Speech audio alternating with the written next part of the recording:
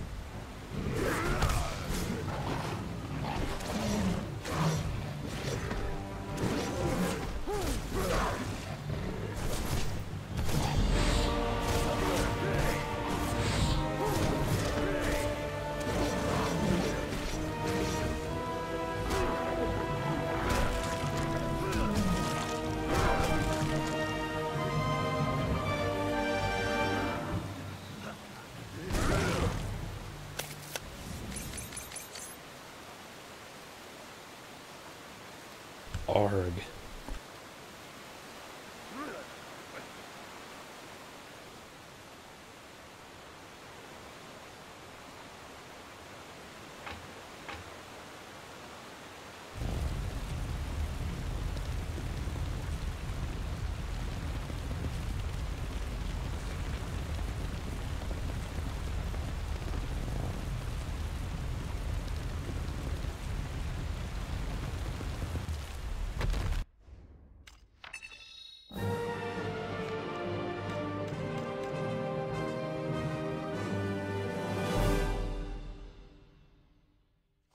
Aghata was once one of the greatest cities of the ancient world, but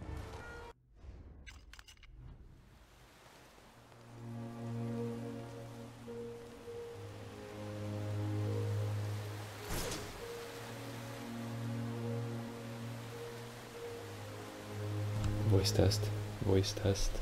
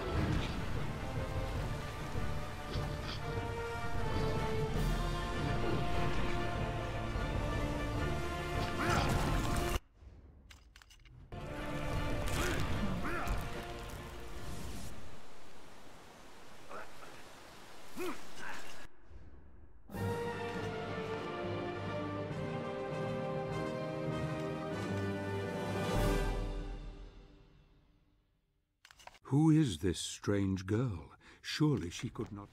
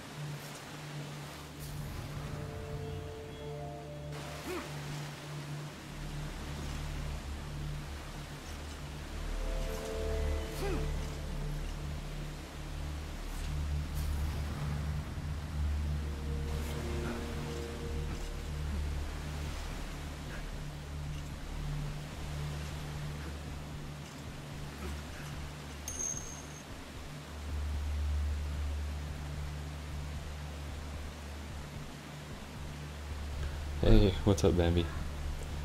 Oh yeah, it's pretty, you know, it's similar in a lot of ways. Um, Maybe talking about Sands of Time. That was a pretty fun game. Oh wait, I'm thinking of maybe not Sands of Time, different one. There was one Prince of Persia that I picked up on PS3 a number of years ago, and it was the first platinum trophy I got on that. Just like did everything.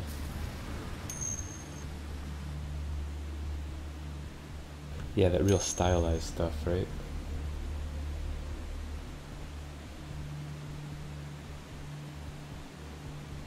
Dang, I can't remember the name.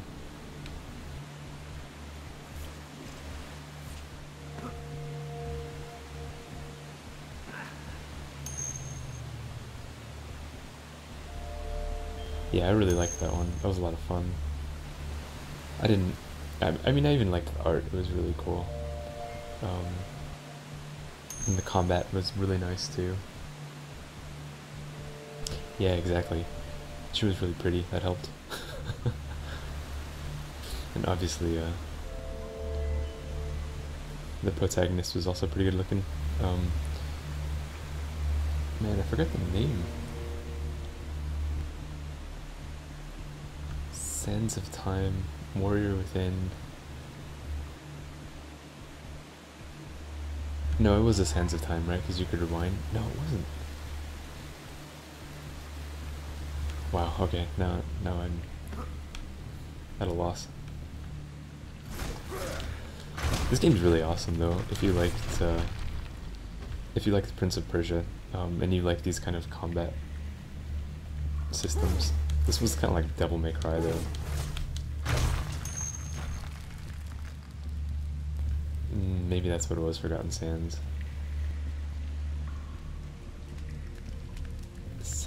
I'm kind of just messing around trying to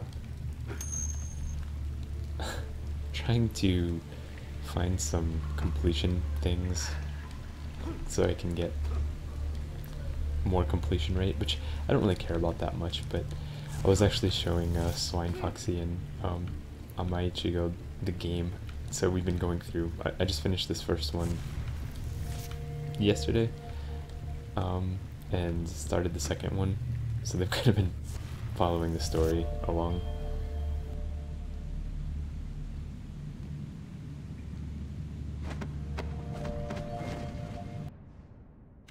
Okay, so you do have it? Yeah, I would recommend it. I mean, again, I know what you mean though. I have a backlog of games and stuff, and it wasn't. I just started streaming a couple months ago for just.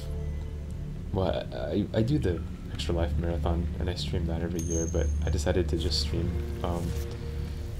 like regularly a couple months ago, and since then I've gone through a number of games, but before that I just, man, hardly touched any of my games.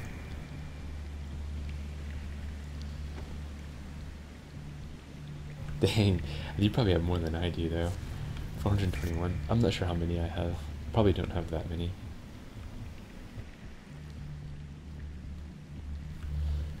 Sometimes these stupid completion quests are irritating.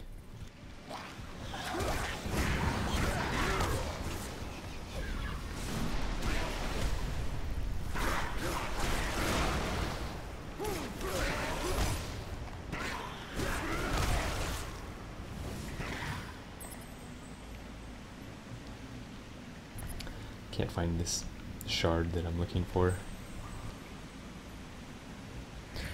How does this stream look anyway? I was messing with some settings that I probably shouldn't be messing with.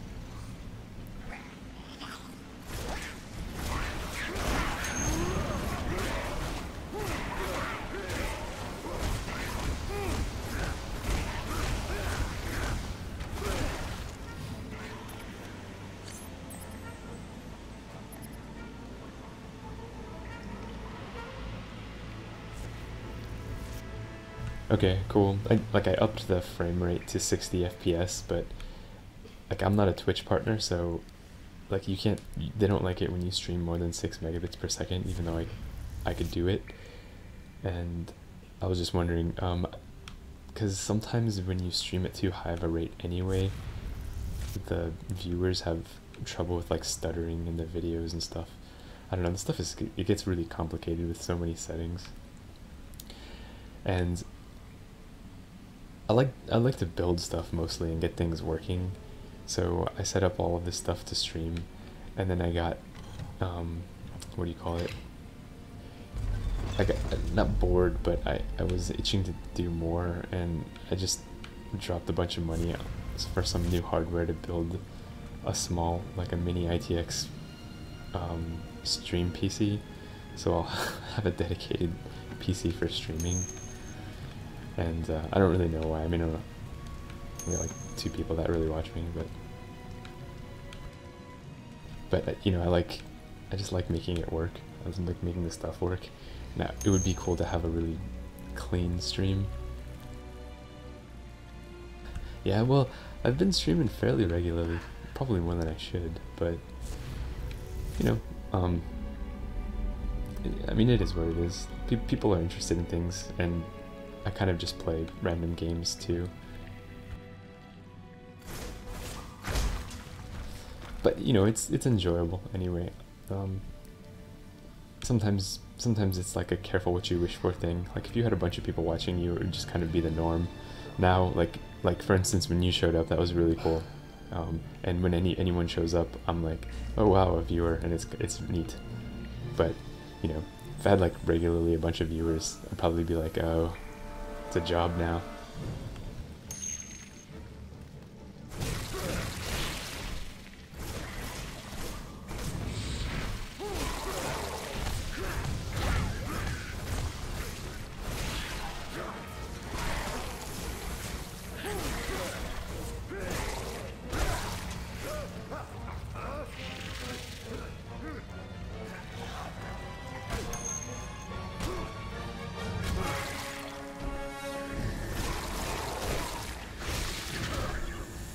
Yeah.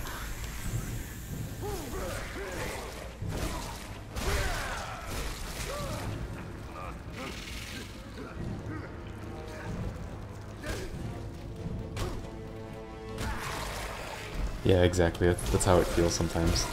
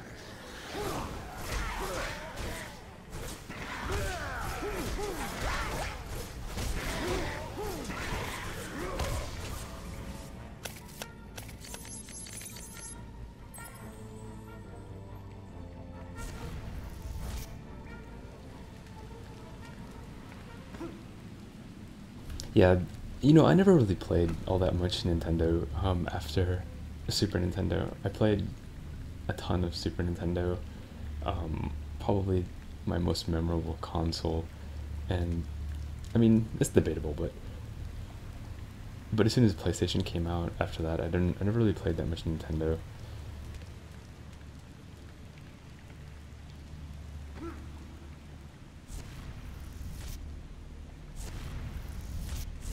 But, you know, speaking of streaming and stuff, I'm also probably a lot older than most people that play video games these days. Or at least, I'm probably part of the older generation that started playing video games, if that means anything.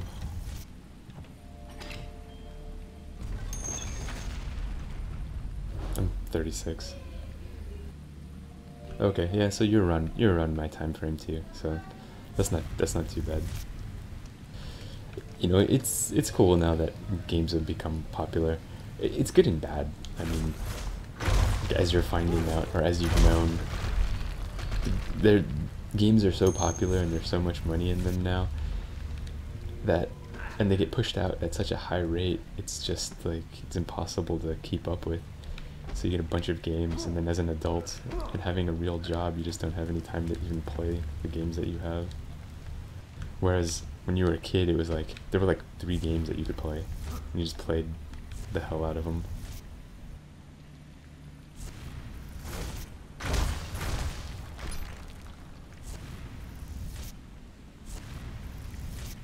Dang, this is so dumb. There's some hidden, there's a spot that I cannot find that has likely a corpse that has a shard that I want.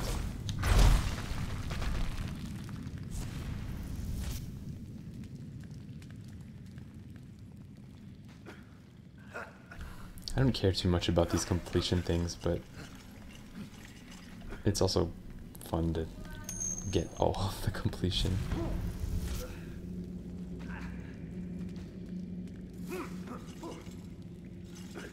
Yeah, that's cool. I mean, there were some cool Nintendos. You know, I say that I never really had one, and then, so I have young kids, and, oh dude, I found it.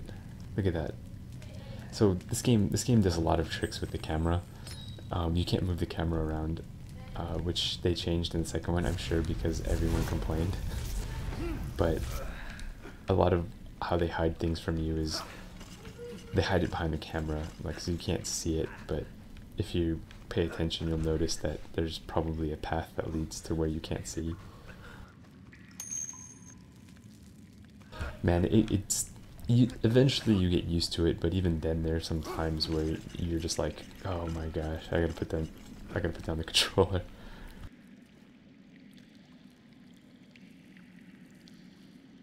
Alright, sorry, 1 second. I'm just gonna shut down this laptop I have.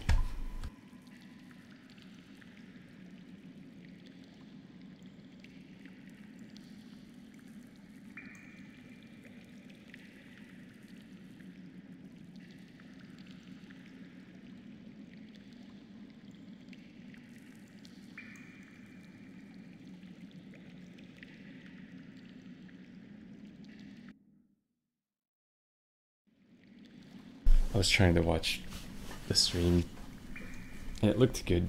I was watching it on a laptop, and it seemed good, but it's always hard to tell yourself.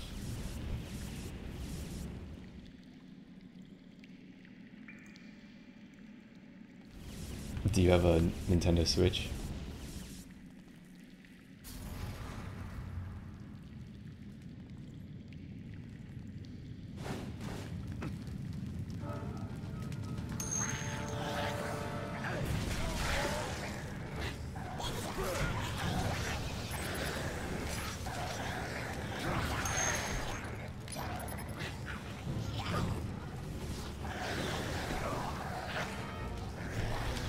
Yeah, so I have young kids, 2 young kids, and I played on the Wii with them, Nintendo Wii U sometimes.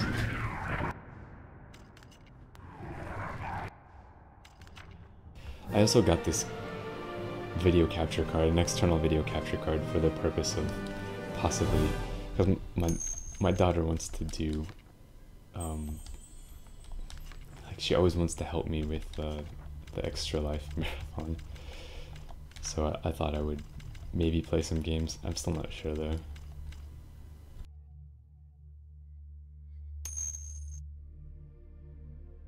Yeah, she's always like, I want to help. I want to help other kids too. Fate has played its hand, and now the die is set. I knew...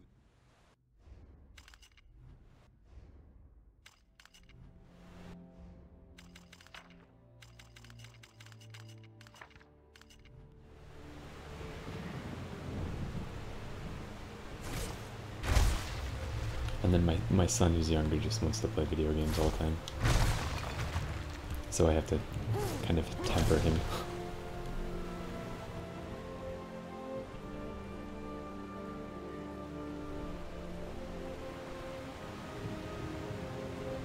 It's hard having a hobby like this and having kids, because it's easy to just kind of let it get out of control in a way. I mean, at least for your kids. Yeah, I was in a way, I was like that too. I would probably play too much, but I also had a lot of my father was a teacher, so there was a lot of oversight, I guess. Like when you have kids and you have a job that's something else, it's hard to keep track sometimes of like what exactly your kids are doing and how they're doing at school and stuff like that. So I feel like I had a bit more oversight, even though I would have a tendency to play video games a lot. I mean, I remember my childhood was basically filled with just playing video games, reading books, and playing soccer. So I had a lot of other activities too, but I spent probably as much time outdoor as I did indoor.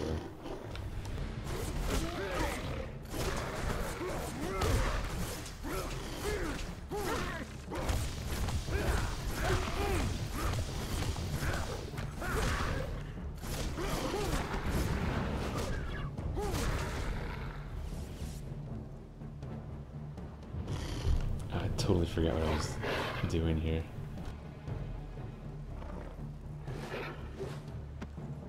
I need to go on a, what do you call it?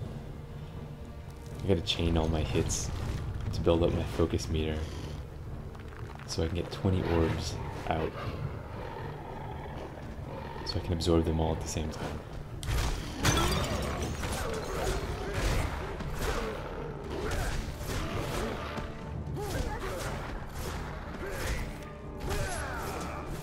Oh, actually I know where I can do this.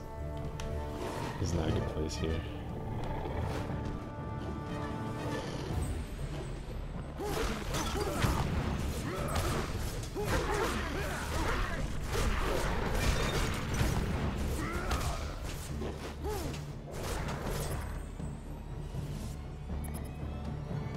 So are you actively playing any games right now?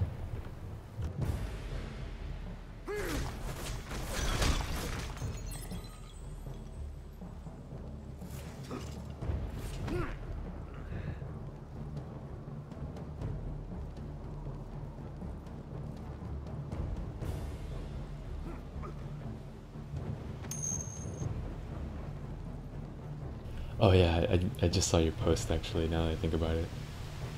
I think I saw it pop up on my phone. So, no luck with Destiny 2. Did you get a bunch of people telling you how bad you were?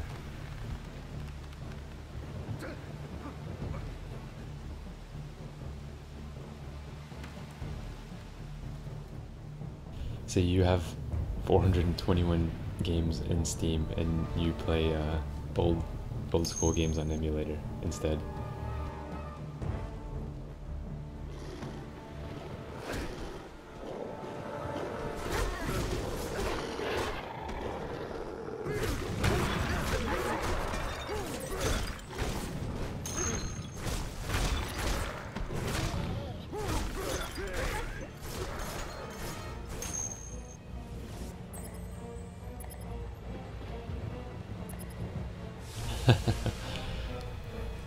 It's cool. I'm just messing with you.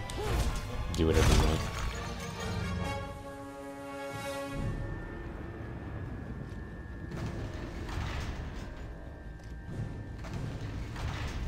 Oh, what the heck? I don't need that.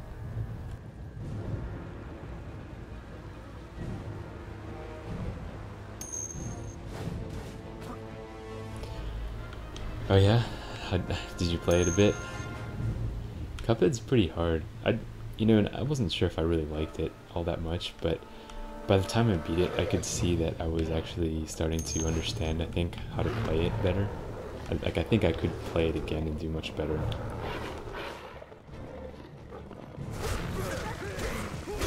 Yeah, you should do that. It's definitely a painful game.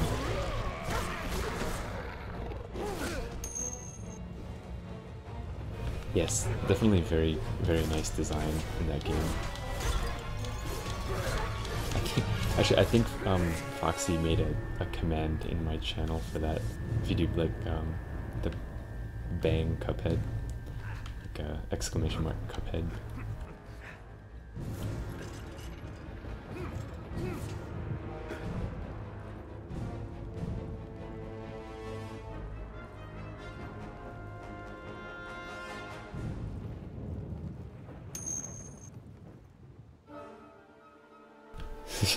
Yeah, that's what she put.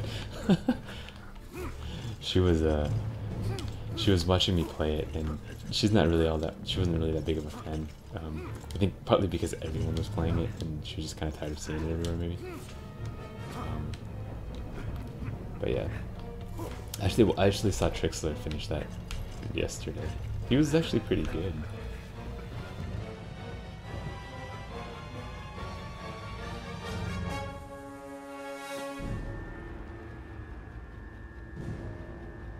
Oh yeah, compiling all your deaths, definitely.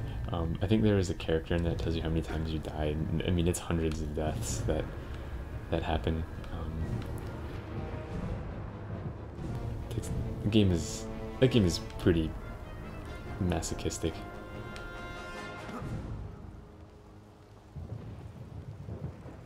But you know, it's very old school like too, right? So you know, it's enjoyable in that sense because it's a new game, but it feels like you're playing something from a long time ago. Obviously because of the design, but also because of the brutality.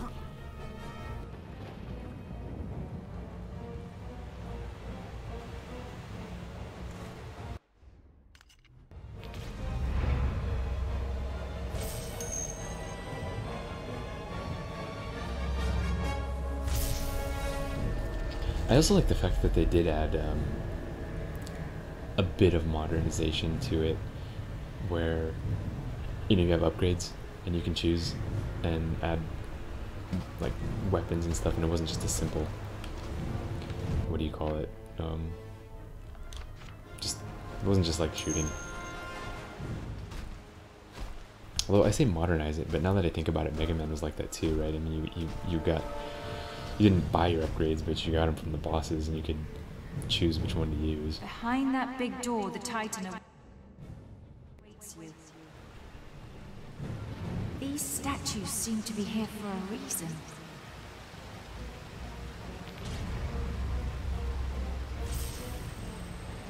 I think these statues can move somehow.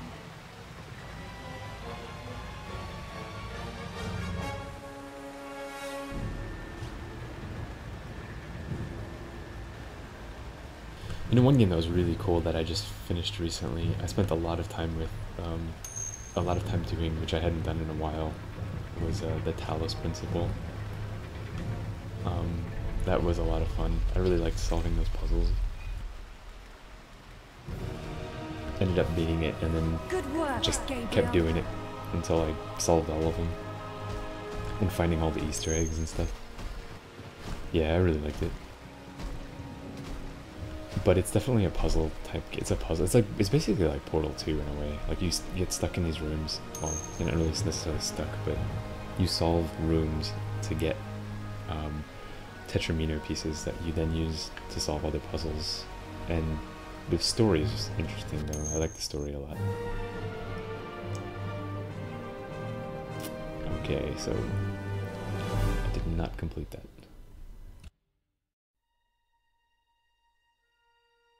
Yeah, I think they have some sales now. Actually, you can get it on a mobile device now, I think. So if you just want to play it on a mobile device, I haven't played it on mobile. I don't know if it's different or not, but I think it's only $5 on mobile. I picked it up for $10 because they had a sale because they just released the VR version, but I don't have any VR gear, so.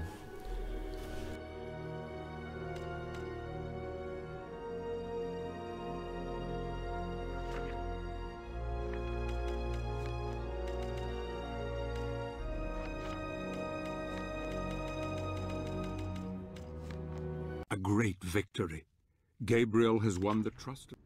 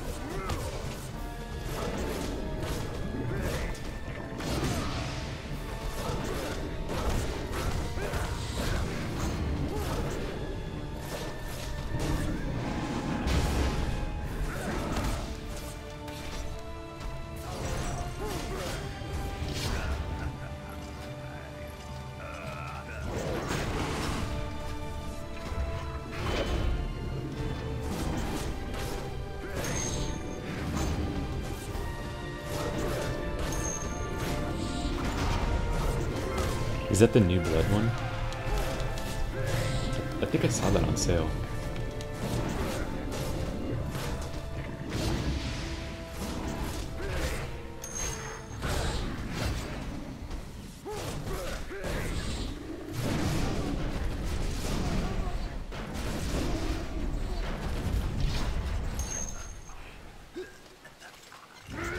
Oh, okay.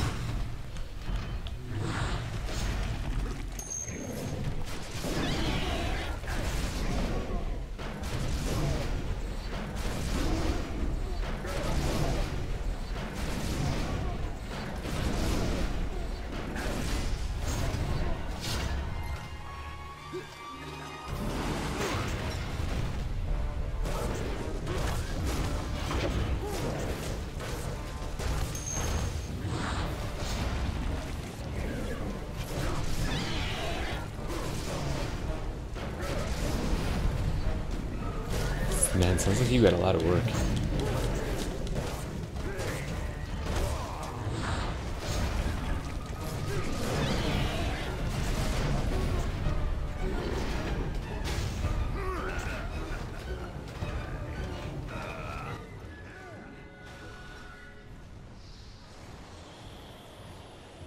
Sounds like you got a lot of work in front of you.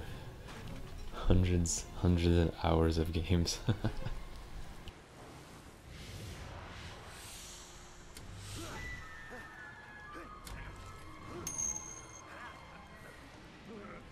I suppose that's a pretty decent problem, huh?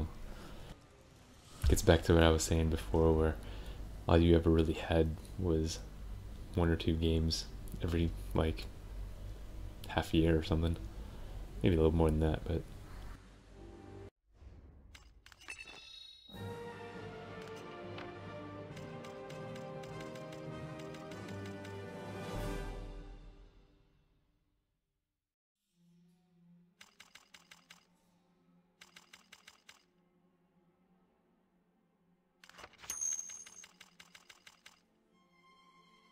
Yeah, exactly. Like, and we still have the, you know, remnants of, like, obviously you have all of these things, right? Like I'm doing right now. Complete this, do all the completion quests, but there's no time to do that now.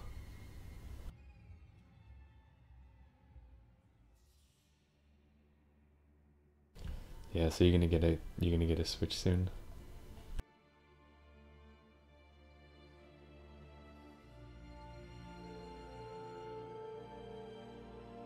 Dreams are a gateway to the mind, and now Gabriel...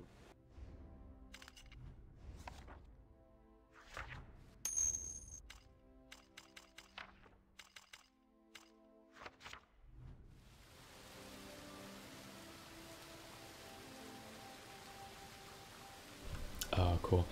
I saw a 3DS recently. There was a deal on a 3DS, and I guess they have one that looks like a Super Nintendo. It's got like Super Nintendo design on it. Looks like a Super Nintendo. It looked interesting. Also, there's the new Super Nintendo too, right? That mini one. I thought about getting one, but man, 80 bucks. It's like, and it's got a lot of games on it too, but this gets back to the fact that I think I have too many games. Oh, which reminds me that there's a game on sale that I want right now called Quern, which is another kind of Myst style puzzle game, I think. Actually, it might even be made by the people that made Myst.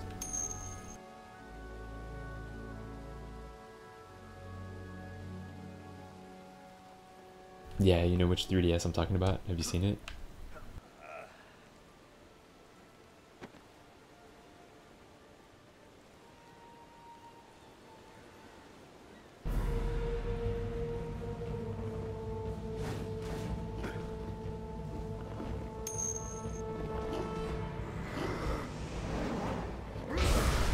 Yeah, that's quite a bit, I guess. I mean, it's the reason why I actually don't have a 3DS. Like, for the past couple of years, I was looking at getting some kind of a handheld console. Because, okay, so for the past 2 months, I've been streaming quite a lot. I probably played more video games in the past 2 months than I played in the past, like, 2 or 3 years.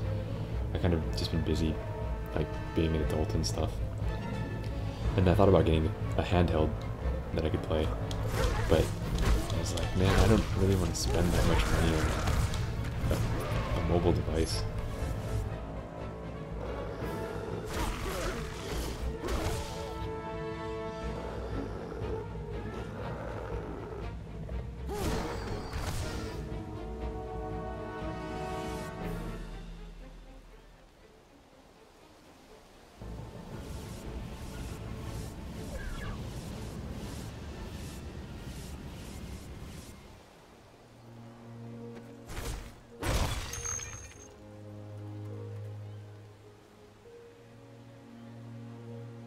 Yep, I got a DS Lite too from years ago, and my wife has an original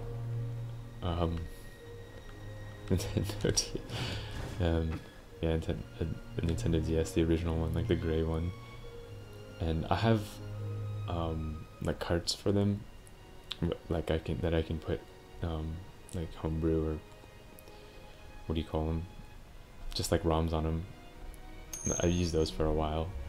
Sometimes my kids play them too, but I haven't touched them in a while. And the form factor on the DS Lite, like, man, I get the claw like after playing for a little while.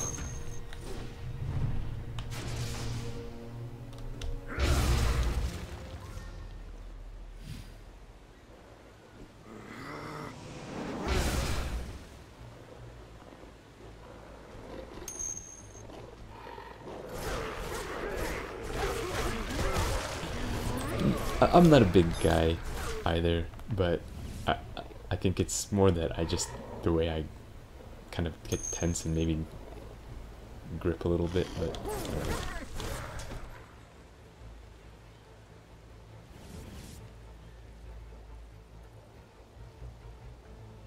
yeah, that's part of the problem too. Like I have is like when I'm playing a game with the stylus, so I'm right-handed and I hold the stylus in my right hand, and then I notice like after a while my left hand is hurting because I've been kind of just squeezing this tiny little thing. Like, I say squeezing, it's not like I'm really, like I'm gonna break it or anything, but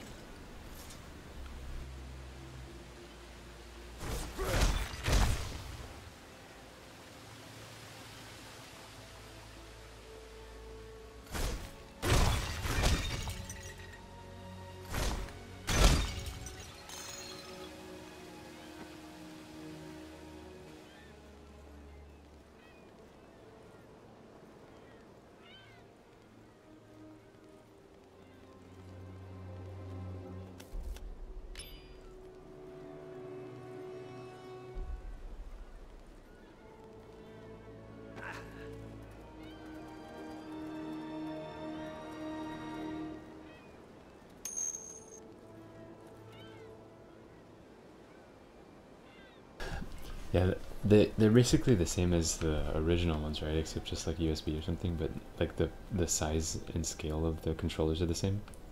Is that right?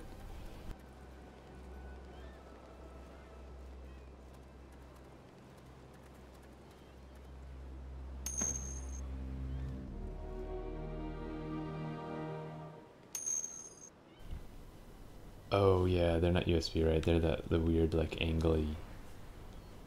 It's like a rectangle with a angled edge or something on one of the corners.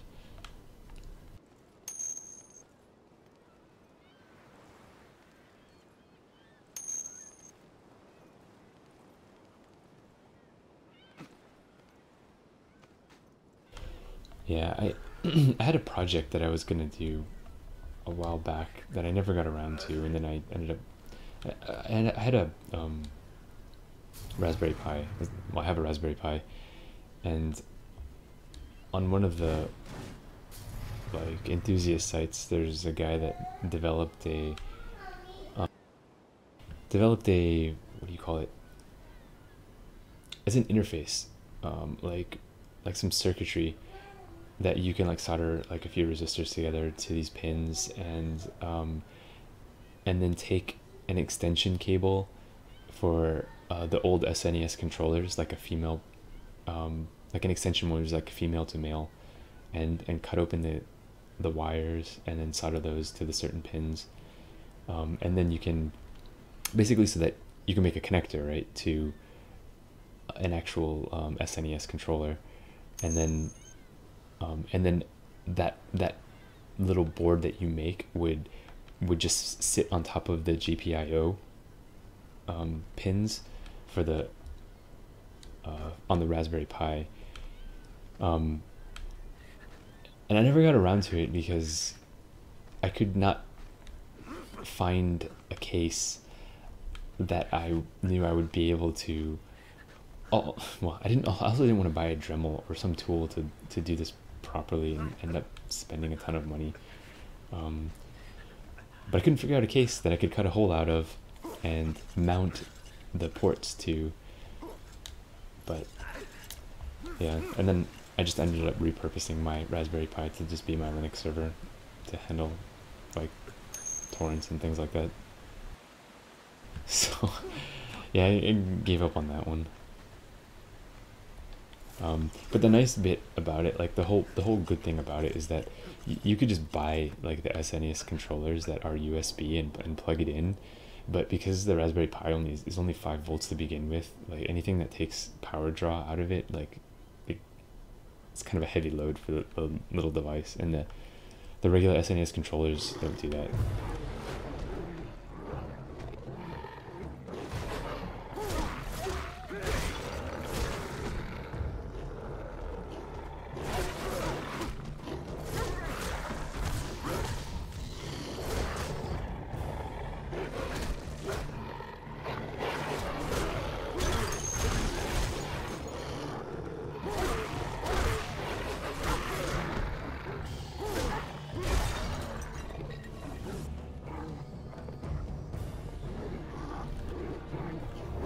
They're fun, but you know, it's Linux, so it can be a pain in the butt too. And I'm saying that as someone who uses Linux quite a bit.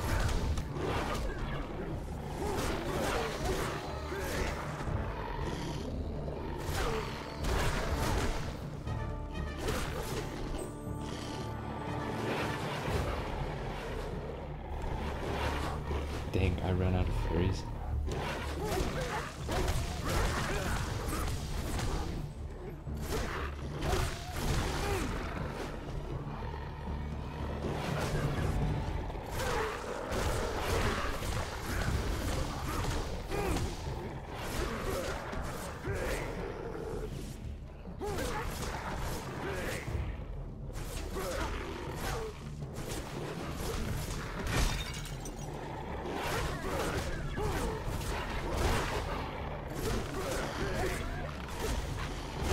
Yay, I finished the trial. But I gotta say that using the Raspberry Pi for like a little Linux server is pretty awesome. I think the biggest problem I had with the thing is that I actually ended up having to pay like 15 bucks for like a decent USB power supply. So it doesn't have a dedicated like DC port for power like a lot of things do, and it gets charged by a USB, like a micro USB connection.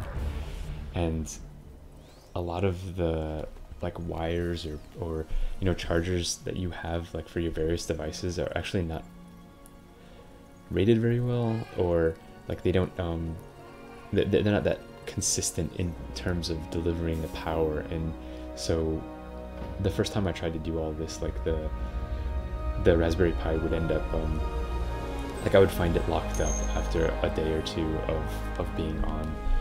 So that part was a pain in the butt a bit. I ended up having to like, I picked up like a Raspberry Pi for like 35 bucks.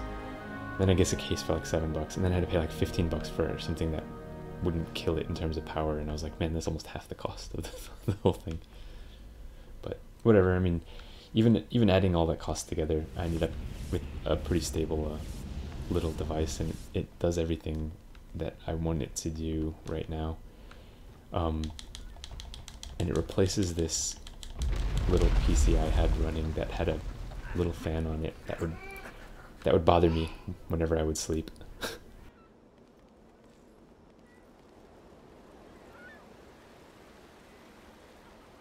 That's kind of been my MO these days, is trying to make like setups that are like, I used to just go for straight power when I was younger, right?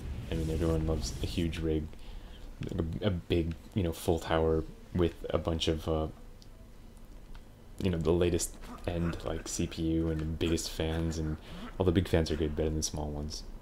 Didn't have too many big fans when I was younger though.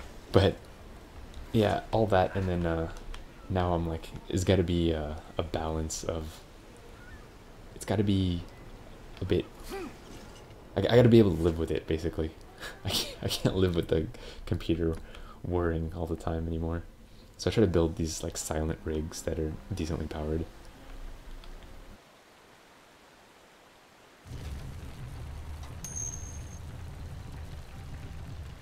That's nice.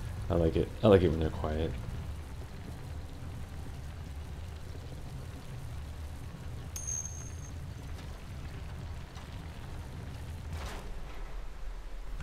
Yeah, that's good too. I mean, a lot of people, a lot of things, a lot of companies put lights on things that don't need lights.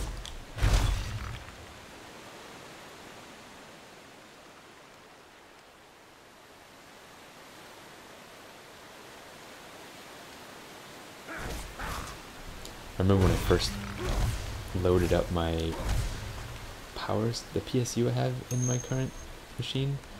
Like, I turned on my computer and I was like, what? Because it was kind of red glow, and I didn't realize that the power supply had some kind of red LED in it or whatever. Or yeah, I think it might have been my graphics card. I don't know, one of those things, right? It's like, why do you need that? I mean, don't get me wrong. If you enjoy that kind of stuff, there's nothing wrong with enjoying it. But people like, you know, lights on their keyboards, and I'm a touch typist. I don't have to look at my keyboard at all for pretty much anything, and then I have like these people that are like, I need my keyboard to be like flashing rainbow colors like all the time, and that's so distracting. Like, I don't want to see my keyboard at night when it's kind of dark and I'm playing video games.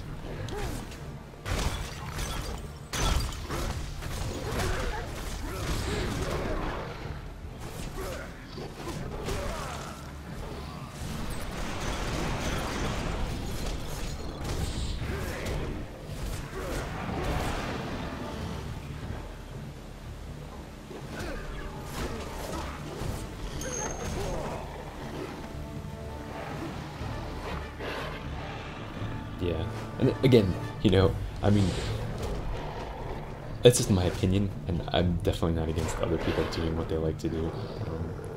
And some people make some really cool setups too, I just wouldn't want it myself.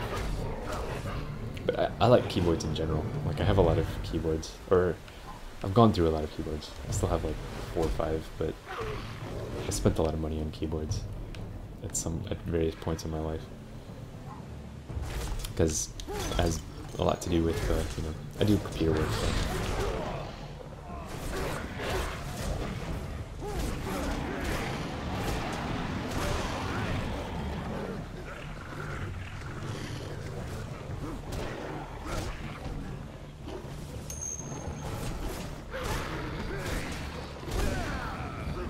I actually used to have a blank keycap DOS keyboard with blue switches.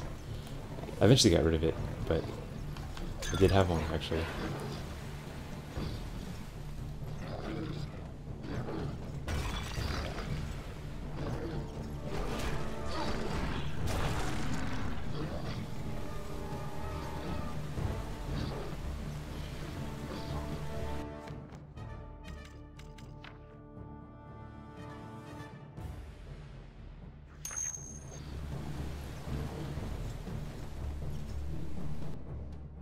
Yeah, yeah, I thought that was funny too. When people would try to use the keyboard.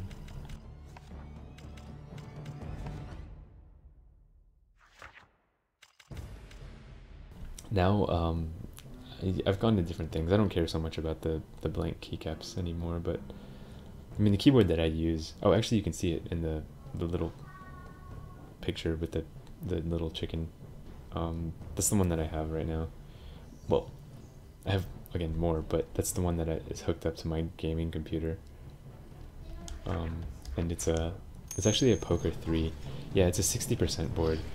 So it's a lot of like pushing function keys, like so I have my fingers like resting on the home row, and there's a function key next to one of my fingers, like where the Windows key normally is on the left side. And then the arrow keys are like J, K, L, and I for like left, down, right, and up.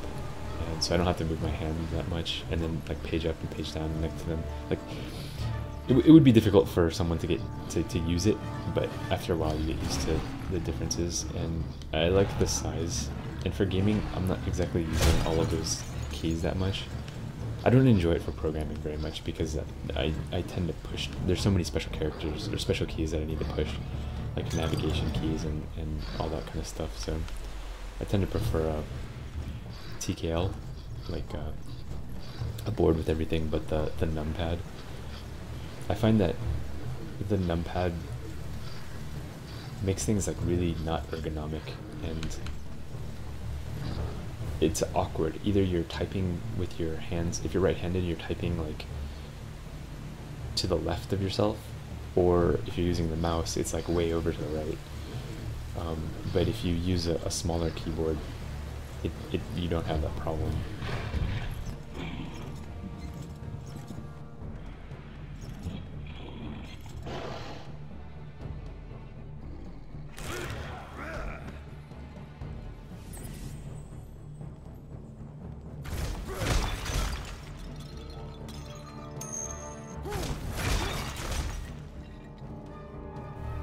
I agree. I used to use numpad all the time for stuff I was doing, and eventually I just, even being a touch typist, like the number keys are probably the most irritating things to hit, I think, in the row, the top row.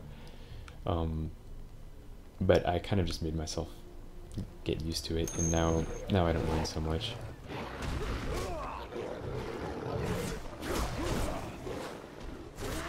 Yeah, you gotta get used to it. It's like playing the piano. You gotta get used to where all the keys are, and not necessarily being able to touch everything like from home position.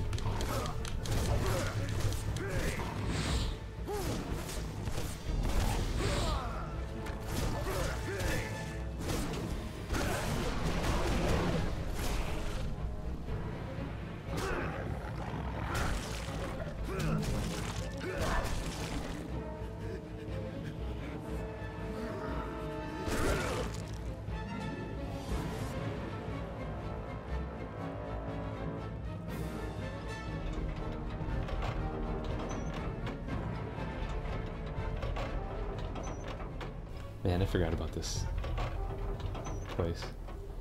This is a long one, I think. I have, actually. I really like Dark Souls. I beat the first one, and I don't think I beat the second one, but if I didn't beat the second one, I was really close to beating it. And I haven't played the third one. Mostly just because I'm spoiled by Steam and I don't enjoy paying a lot for games anymore. And you can find it for like 30 bucks now, but even 30 bucks I feel a little... There's so many other games I could play. I don't know. I should pick it up at some time, but I guess at this point it's been out for so long and I've seen so many people play it, I almost feel like I've already beaten it.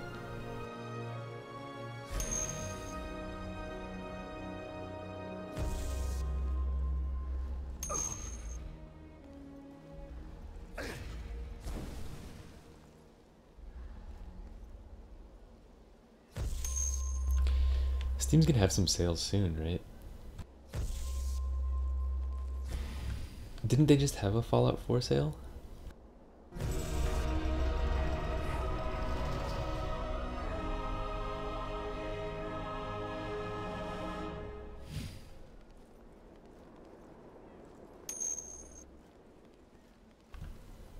Not enough for you.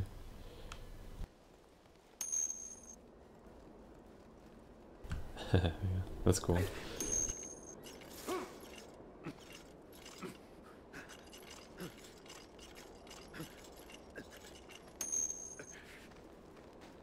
Yeah, I hate that stuff too, and I almost never buy that kind of stuff. Like, it just... I just don't enjoy that scheme.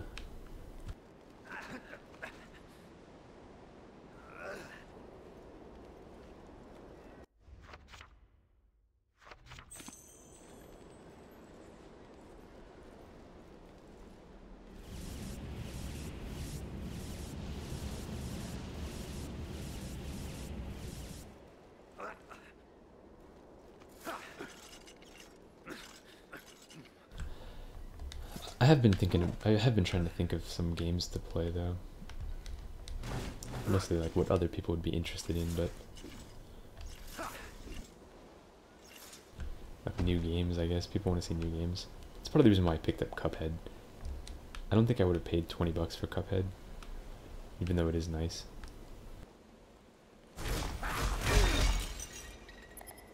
But I mean, it was only... It's like 8 hours or something, maybe 9 hours to beat. I mean, I know the game is, a lot of the game is meant to be like replayability and trying to get S ranks and stuff like that.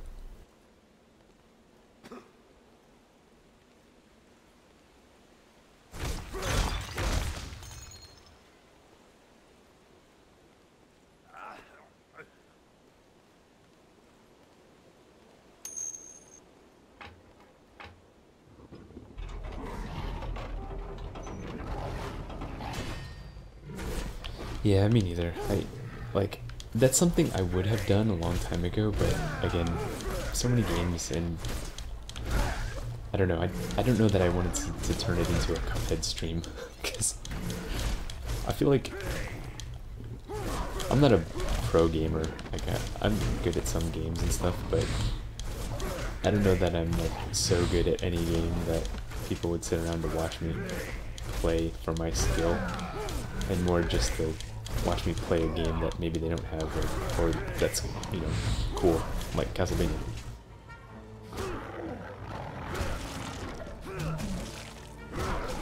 Not that I should necessarily care what anyone watching me thinks, but I guess I care a little bit.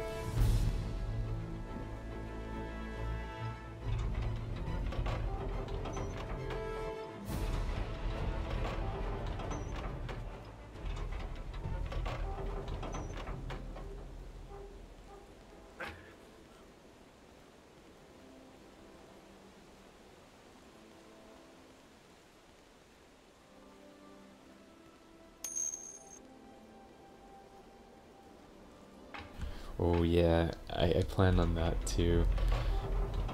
There was a game that was available yesterday, like called Bendy and the Inkwell or something. There's like a cartoon horror game. It looked like it was free. I picked that up. I don't know. It's probably short, but I also got a key from a friend who picked up a Humble Bundle and already had Outlast, and I loaded that game up one night I played like 30 minutes of it, and my god, that was intense. Like I was done like after 30 minutes because I wasn't in the mood necessarily, and my wife like happened to be around, and she was kind of watching me for a little bit like play it, and there was this one spot like opened a door, and this, you know, it was a little bit gimmicky. I mean, it was you know,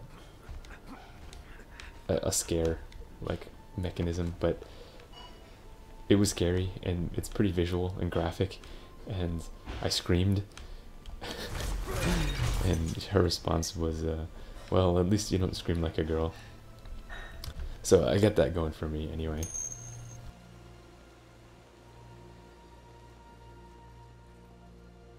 Oh yeah. Yeah, I heard of that one. I'm thinking to play, I'll probably play Outlast, I think, oh, okay. Sorry. I think I will play Outlast during either the Extra Life Marathon or sometime soon though for like Halloween, and I'll try to do that at night. But I have to like, I don't play with an open mic, I play with like push to talk. So like while I'm talking, I'm holding down a button because I just have kids and too many people, and sometimes I have to just like let them, it's better to keep my mic muted, otherwise I end up with like lots of screaming and kids and stuff like that. So I think at night, I'll try to find some time at night to like, and use headphones and then leave the mic open. That way it'll catch all my screaming like while I'm doing that, but we'll see. It's a thought. I'm in US Central Time. I think you're in UK, right? I think you said in the Discord. So it's almost 6 p.m. for me now, but we also have that terrible daylight savings time system in the US, and oh, actually UK has daylight savings time too, doesn't it? Well, I'm not sure for sure on that, but our time will change. Yeah, okay. It's such a, I don't know, such a pain in the butt, and not really even useful. But it will change on, I think ours changes, I think it always changes on a weekend of like Sunday morning at 2 a.m. Like 2 a.m. becomes 2 a.m. twice, and it will happen, I believe, next week, like at the end of October. Yeah, okay, so I think it's the same actually. It happened to be the same. But yep, what a pain in the butt having to, you know, it's even more of a pain when you have kids, because the kids, like, so normal time, non-daylight savings time, like in the summer when you have daylight savings time, it's such a pain because it gives you more daylight hours. And when you have kids and you get them used to sleeping, and it's like, hey, it's dark, you have to sleep now, because it's dark at like 6 or 7, right? And then summer rolls around, and here I live in Texas, and so I'm pretty close to the equator, and it doesn't get dark till like 9 p.m. with daylight savings time. I mean, it's like, you have to go to sleep now. It's like, but it's not dark. Yeah, I know, but you're not staying up, you know, until 9 p.m. School and all that.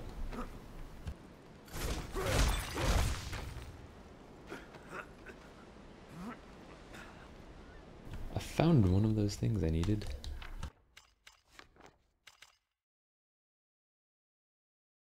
Oh, that was the only one, I think. Now I just have to beat the level.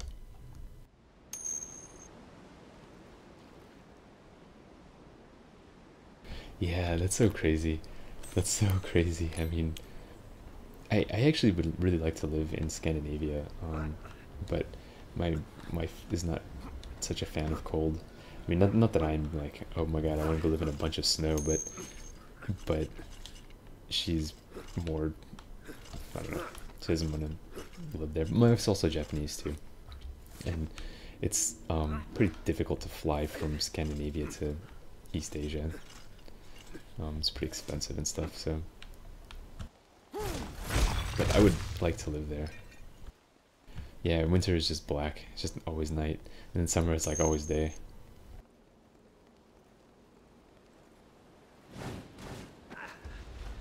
Oh, but you're Asian too, right? I think you said.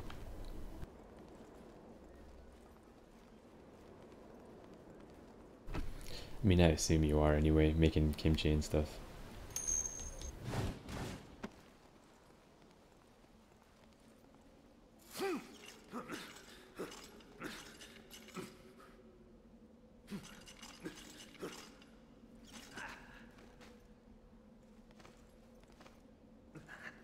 Yeah, the Northern Lights. So there's this place that I've seen online where it's like a hotel that you can stay, and it's like far north in somewhere in Sweden or whatever, and you stay there, and everything's built out of ice, and it's basically like igloos, right? And they have like a bar, and everything's made out of ice. The glasses, like the cups that you're drinking at the bar, are made out of ice, and you can spend a night there.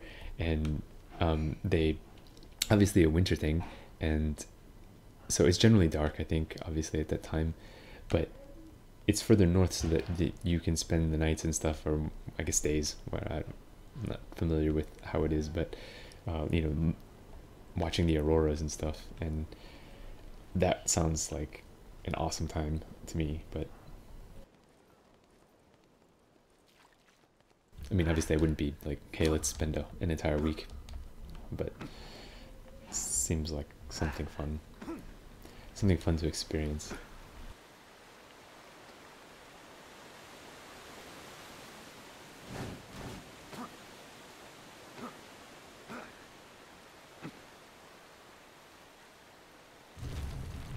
There's so many things though. Sometimes I feel bad, you know, doing this kind of stuff, like sitting around playing video games. So many things in the world to see. That bastard. And dirty rat.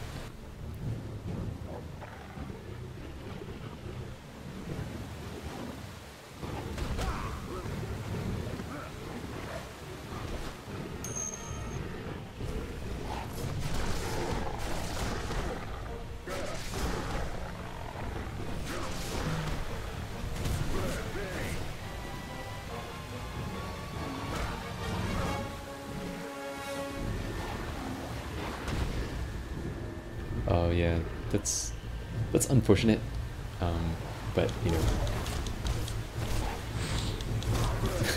I don't mean that in a, you know, necessarily a negative way. Just sometimes miss things, right?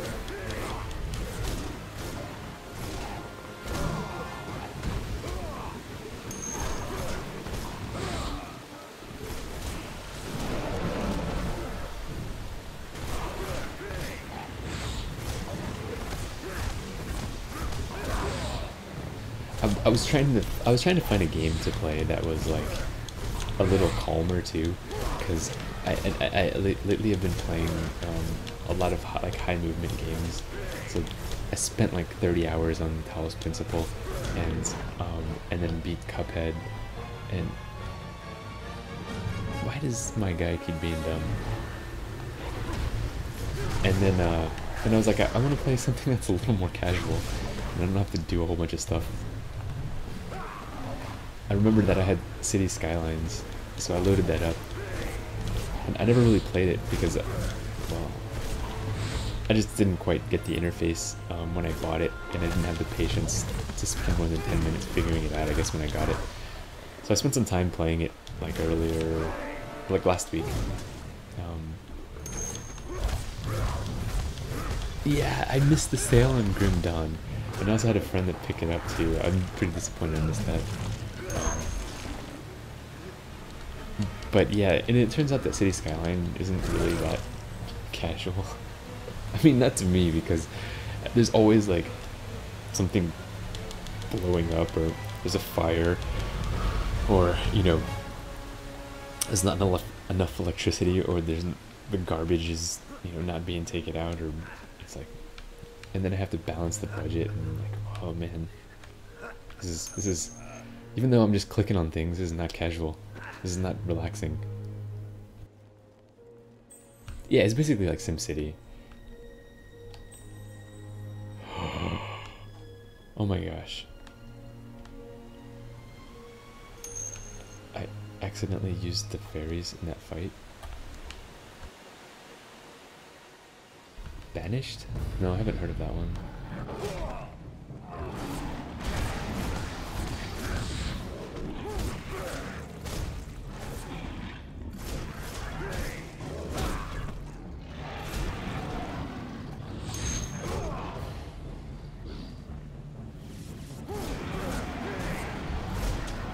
Speaking of that, I was actually looking to pick up Dungeons 3. That seemed like it would be maybe a little more casual.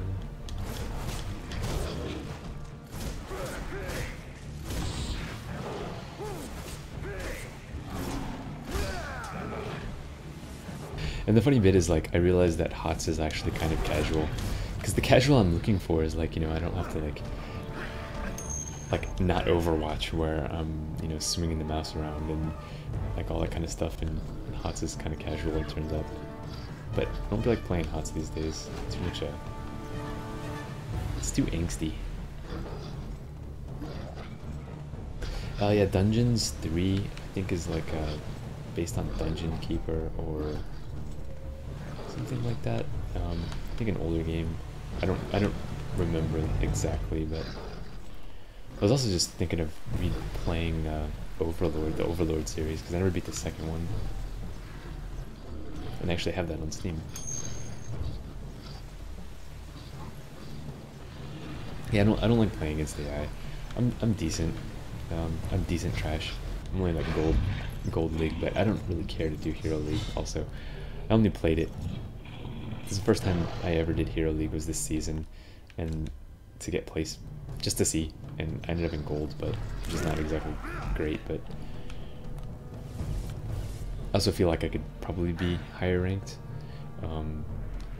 I just don't have a wide enough selection of heroes, which is why I don't play Hero League. I would rather just play the characters that I want, which turns out to be just Genji these days. Like, all I want to do these days is play Genji.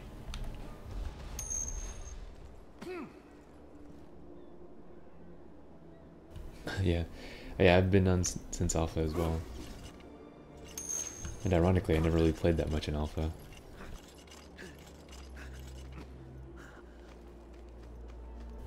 That's pretty cool.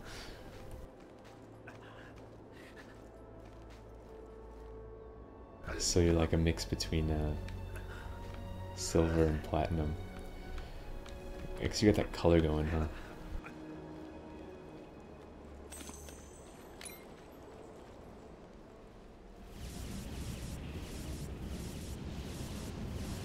That shiny color. It's that works for you.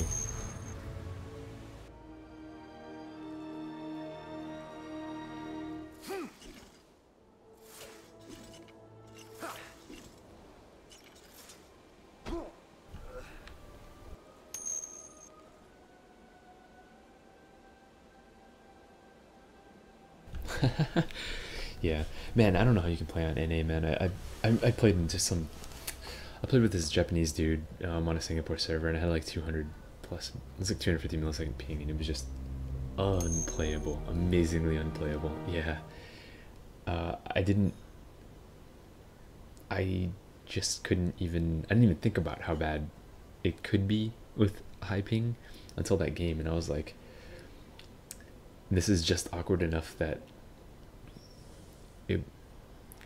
you know, I have no words. It's just awkward enough where it's not like complete molasses where it's trash, but you almost feel like you can do something. And I was landing some skill shots, but I had to project, like, you know, half a second ahead where I think they would go. One second, I'm gonna grab a drink. I'll be right back.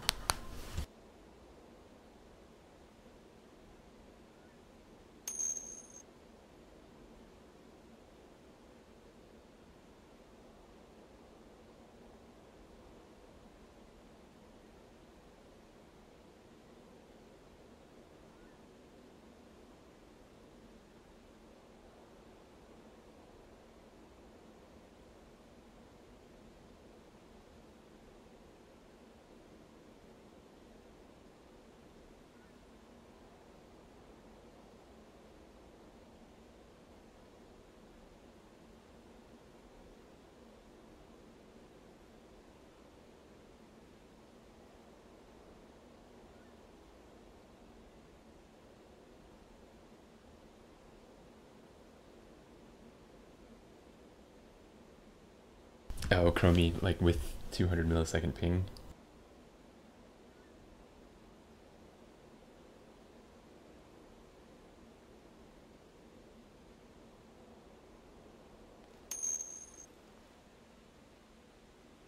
Yeah, that's not exactly ideal, those situations.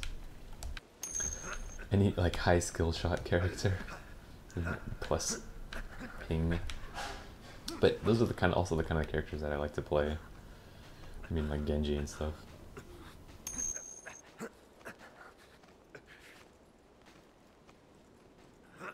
Yeah, even Genji, at least he has shurikens have a spread.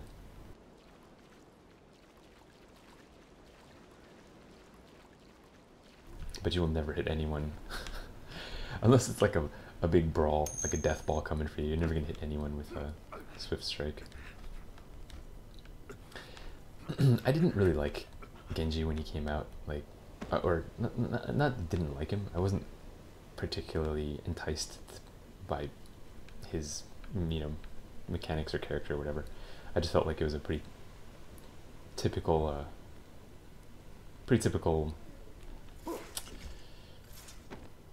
you know, teenage boy character, I guess. Not that there's anything wrong with ninjas and stuff, but coming from Overwatch, which I don't really care for Overwatch that much, I definitely just wasn't interested. And then after playing him though, like I just really love the mechanics that he has, because it's about placing someone in a coffin and then getting out, right, of the situation. And I've had some terrible Genji plays, right, but I've had some awesome Genji plays where, especially when you've got like some dude that thinks he's safe and runs, and he's back behind a wall, like his gate and the towers and everything's full, and the fog of war comes up, and you know he can't even see you and you can't really see him, and then swift strike straight in there and kill him and then get out. It's so like, you know, I just want to see, like when that happens, I want to see that guy's face. Like I just want to be like, hey.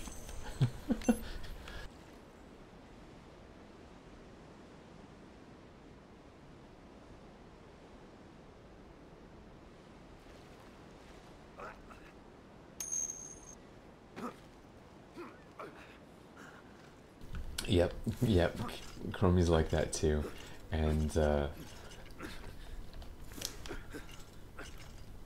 it's like when you hit a hammer, like a sergeant hammer, who's like hiding in the bushes, and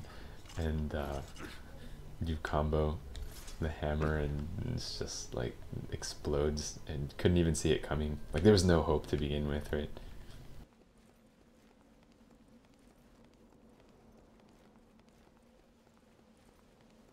I've got some decent respect for Chromie players. I'd never really maybe never played Chromie, so.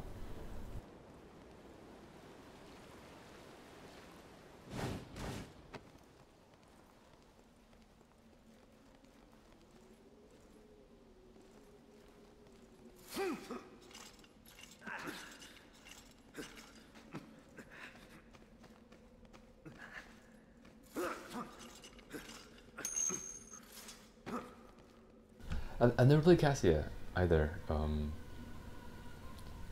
I tend not to play new characters though, partly because at this point I have a slightly good enough hero pool that there's always someone that I kind of want to play. So ironically, my most played character is Butcher. I have like a level 46 Butcher, right? And this is also pre HOTS 2.0. So a lot of the experience got translated somehow, I guess. But I'm actually a pretty good Butcher, and the last changes to Butcher were awesome. He was really hard to play for a while. Now I can do some pretty good wrecking. But anyway, some simple characters. I started playing support, partly because I was watching Jin, and I was kind of understanding, you know, just kind of picking up on things that he would do, and then I was trying to do Hero League, right? So I was like support character and then assassin. So that should be good enough to complement any team in whatever I come across. I'm not worried about having to tank. But which led me to Monk for some reason. So I play Monk, which I'm decent at, not particularly great, but actually most wins in Hero League are with Monk. And then one other support, who is it? Oh, Tassadar. That was fun. Like I figured out Tassadar, which was the pain in my butt to figure out because he's just not really my style all that much. But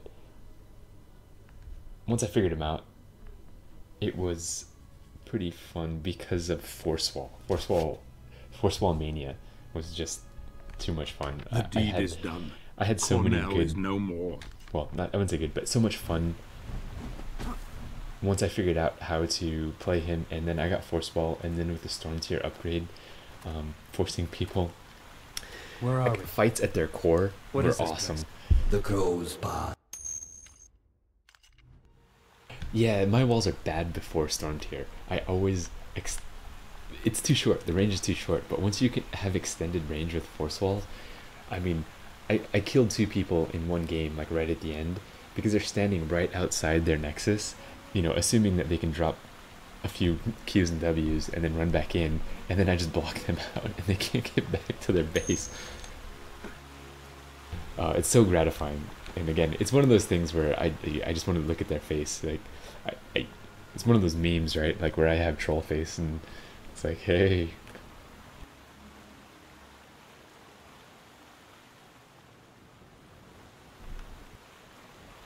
But yeah, so I mean, I don't play too many new characters at this point.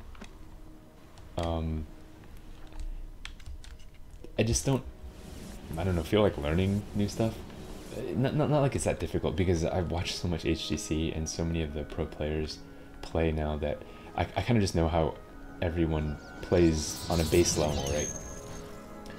Yeah, Stukov and Emma, I definitely haven't played them. I have like 50 or 60,000 gold, right? Because I don't even use it for anything.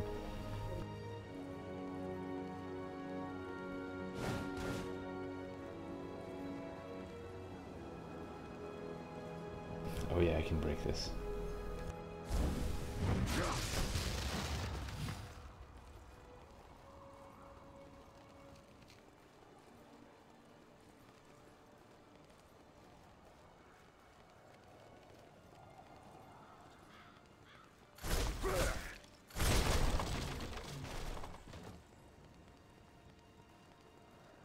One of these days I'll play some more HOTS though.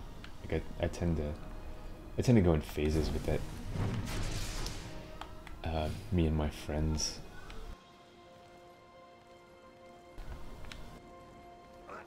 I also tend to enjoy it more, I guess, when I have alcohol present, because I don't know why, but I mean, it kind of bothers me when people are rude and stuff in the game, and I don't know why it bothers me. Like, I really don't care that much, but I can tell it gets on my nerves after a while of hearing, you know, people be negative about things, and then I find myself not enjoying the situation. And if I have a couple beers or whatever, it doesn't impact me as much.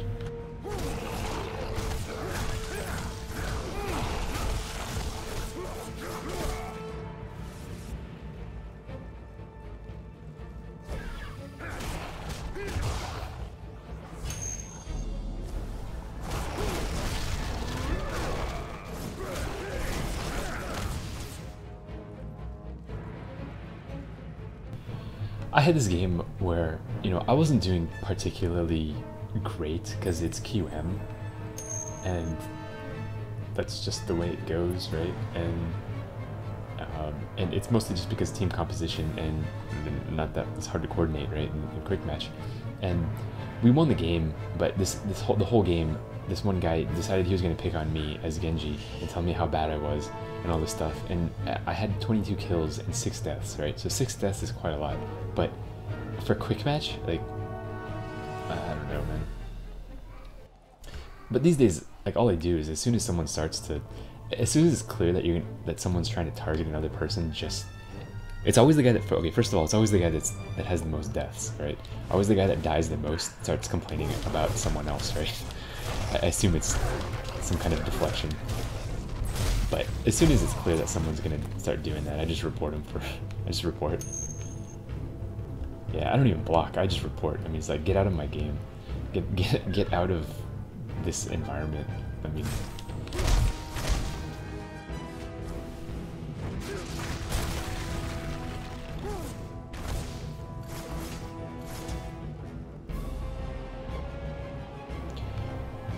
But it also means that I can't say anything back.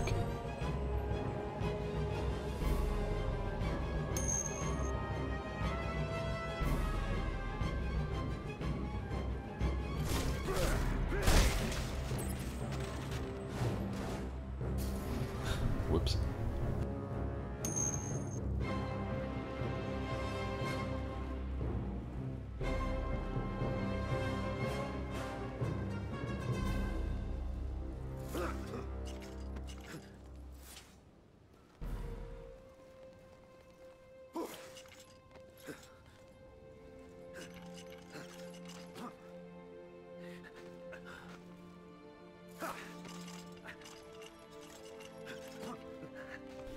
What did he say?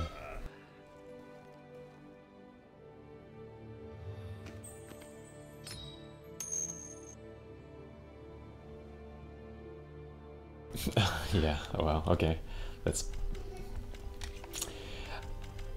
So that's a special type of person, right? Someone that whispers you after someone on the other side of the game, and you whisper them, and yeah, that's a special type of person.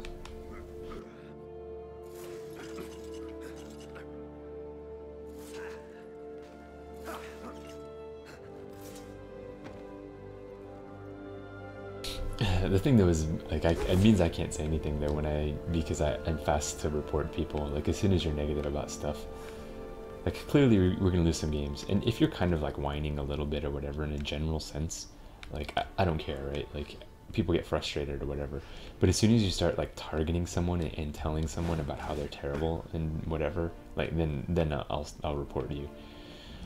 But because of that, it also means that I never talk. Like I never say anything negative to anyone, even if they start coming down on me, I just report them. Because otherwise, I'm you know, it's not clear who's bad, right, from a log. Because if I'm cussing at someone because of whatever reason, because they irritated me, then I'm nearly as bad, right? Or at least I'm making the situation. I'm not helping the situation either.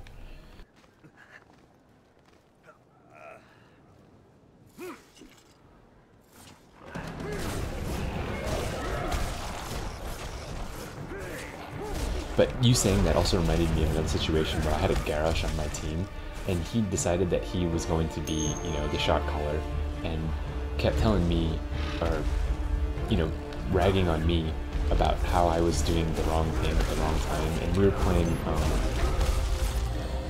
Battlefield of Eternity, and I would go do a camp as somebody that could do camps. I forgot exactly who I was playing. It was like Greyman or something like that. And then he would be around there, and you know, our team having done messed up, there was nothing like for me to do at that point except go do something like a camp, and he would be there. Well, he would show up too because, you know, nothing left for him to do, and then he would but it wouldn't be the right time to do it or whatever. I don't know what it is. But he would toss me out of the camp, right? Like he would go in there and just toss me out.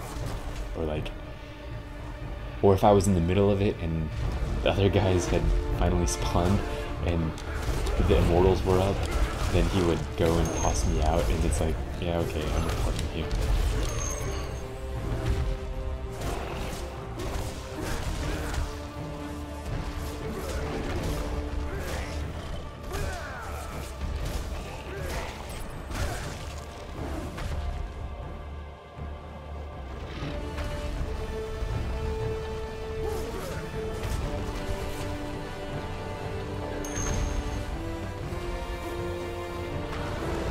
Yeah, seriously. It's like he wanted to play he wanted to be my mom.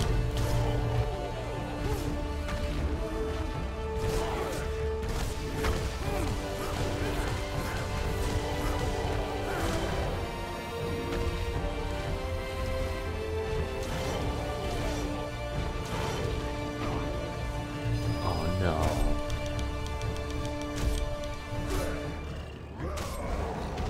I feel like that was not fair. So, yeah, I need to get like a foot pedal or something like that so I can do push to talk.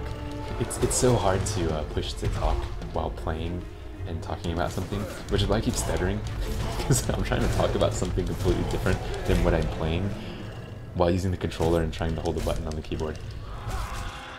But like I said, I can't use an open mic. I can just have kids screaming, and I mean they're not always screaming, but my son loves to come in and try to tell me something while I'm in the middle of you know, talking to the stream or doing something.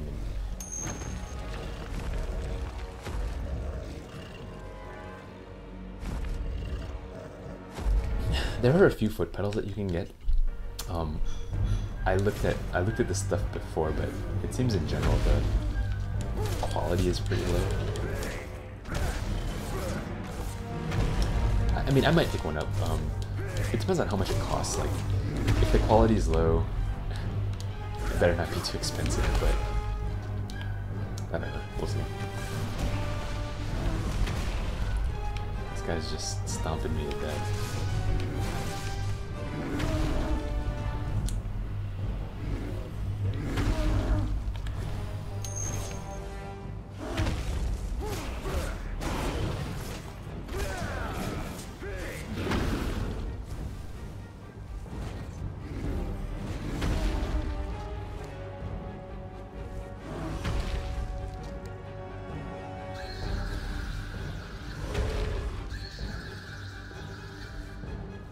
Oh right, I could use my crystal.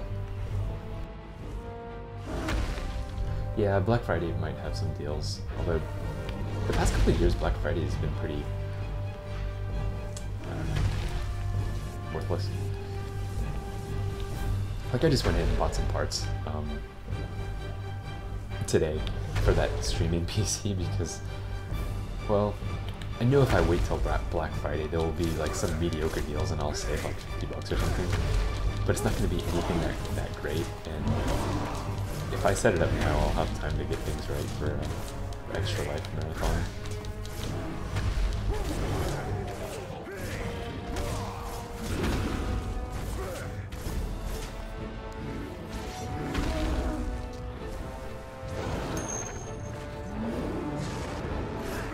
Commercialism, yeah, that's what it's all about, right? I mean, that's what it's just about.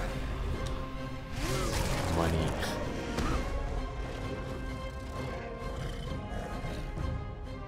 I mean, like they have like Christmas, you know, and like all these parts of the world that don't celebrate Christmas, like in Japan, it doesn't even mean anything. Like, why would you have Christmas at all, right? But because you can sell a bunch of stuff, it works. It's actually kind of interesting because it doesn't really mean anything to them, but it's somewhat of a holiday. It becomes a thing where like boyfriends and girlfriends go out, or like friends hang out on Christmas. Because, you know, you being Asian, you understand. But the big thing in Asian culture is New Year's. So on New Year's, you spend time with your family, right? And the families get together. And then on Christmas, you're hanging out with your friends, right? Which is like the opposite of Western culture.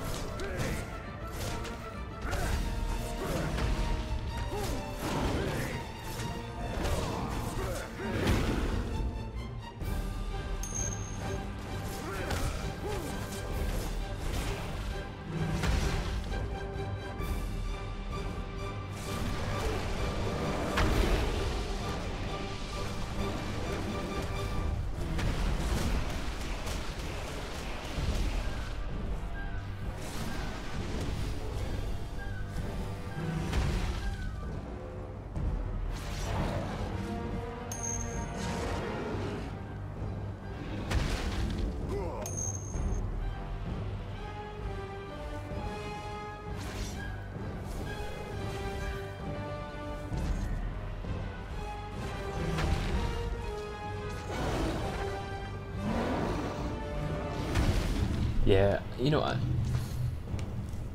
I like Christmas because it's about a mood, right? I mean, I don't care about the gifts or whatever, but it's fun because it's the season that I like, right? It's not the Christmas holiday or whatever, but it's the season, and you know, kind of everyone being together, and it's cold, and you know, because it's winter, so everyone's together, and you have like a fireplace, and yeah, food, and you know, drinks, and you know, just kind of everyone getting together.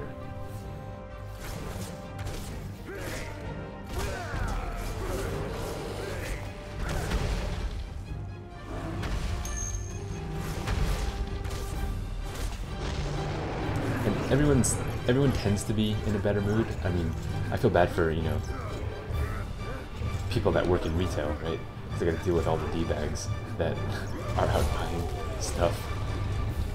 But you know, everyone's kind of happy that, you know, it's Christmas time, and like you're outside and there are lights, and it's pretty, right? And everything feels cozy, I guess. I don't know. Oh man, rip. I'm sorry. I know how that can be. I never worked retail, but when I was in college, I used to work at Taco Bell to support myself for a while. I used to work at Taco Bell before I actually got a job at the university.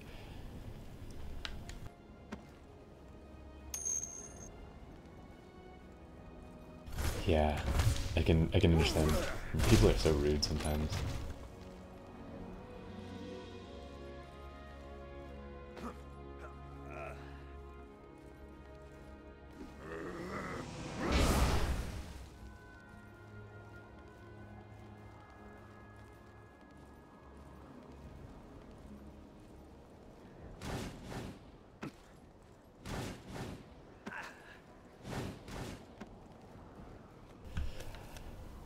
Just kind of blows my mind how rude people can be to other people, like, not just the workers, but also other people in the store, and how shameless some people are.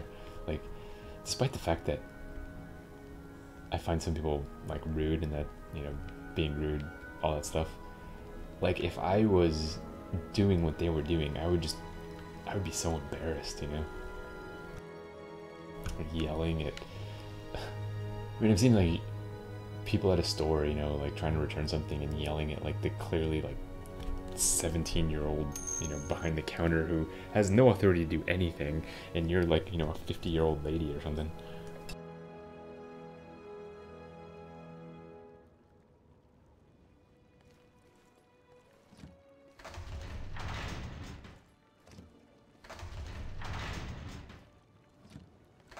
Yeah, and all you can do is sit there.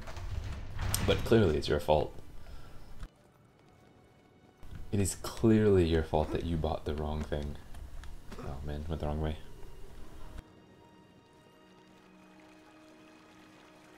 I'm sorry, I meant that they bought the wrong thing.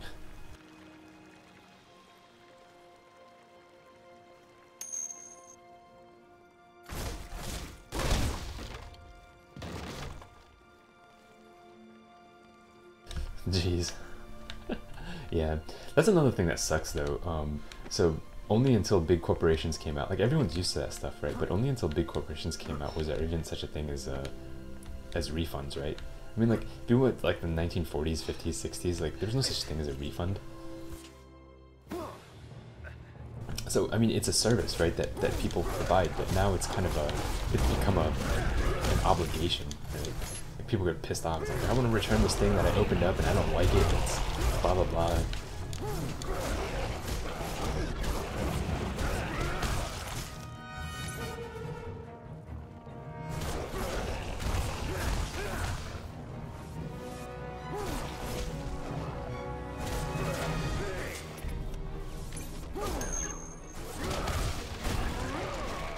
Okay, yeah, it probably is. I think in general you have a bit stricter law, like better consumer protection in a lot of ways.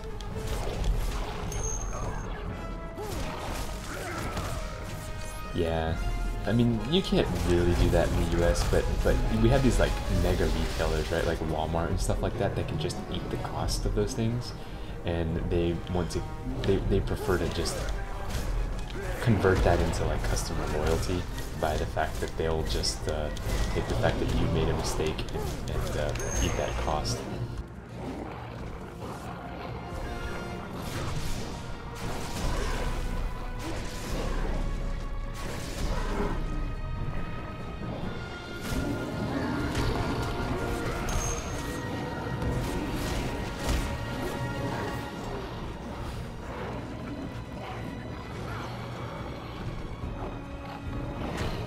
Yeah, I don't like it either. I mean, I do that, right? Like I do that, but not like I'm gonna open this package up and eat like a couple pieces and return it or whatever. It's like I'll buy this thing because I know I won't be around here, and if I get home and it turns out I don't need it before I've opened it, then I will return it having been unopened.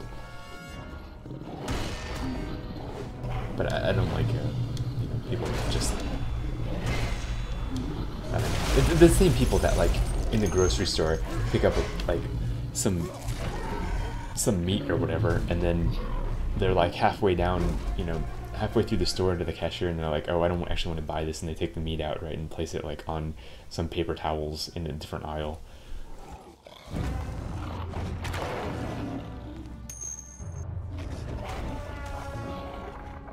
Yeah, but you see, that doesn't hurt anyone, right? Like the clothes. I understand. That's what I mean. Like, I don't... That kind of stuff I don't think is... Like, you can easily resell that. Although, it is a pain in the butt, I guess, in some way for the corporation or the company, because you have to... like, everything that gets returned has to go through some process, right?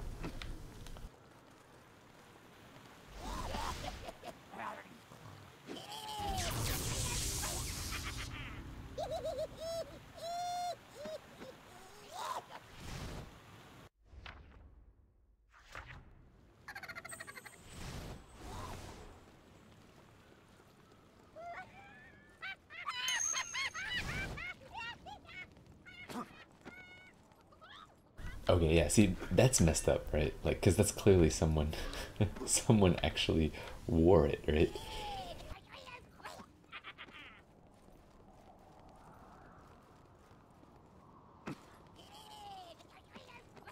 And, I've bought things online, put them on, and then been like, okay, this doesn't fit, and then taken them off. But I didn't, like, put something on and then wear it for, like, an entire day in the Texas sun and then be like, oh, you know what, I don't like this. But I also don't buy too much clothing because I'm spending all my money on computer parts and stuff.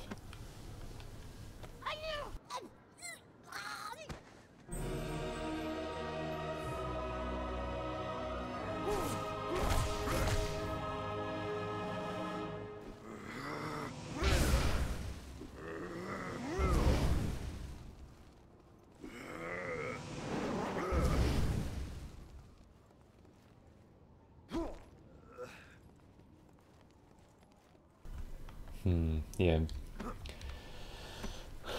But, consumerism, right? It's kind of what's destroying the world in a lot of ways. But that's kind of getting dark and philosophical and existential too. Oh yeah, I was gonna ask you, how did your kimchi come out? Have you had any?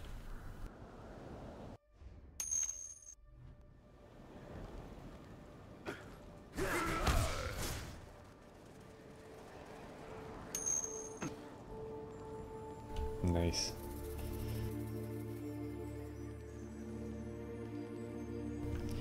I love spicy and sour food. Although I think Korean kimchi tends to be a little less like sour. Like I think Chinese kimchi tends to be a little sour-ish.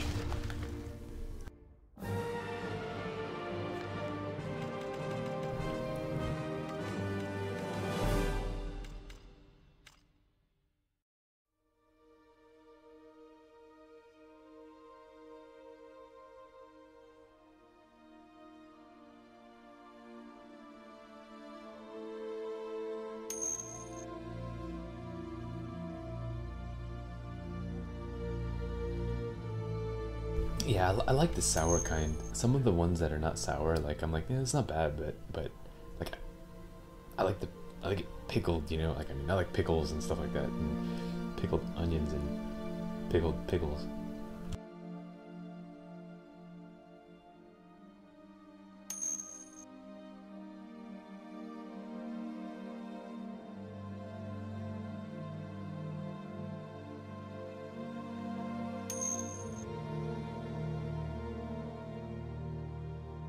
Gabriel has finally defeated Frankenstein's abomination.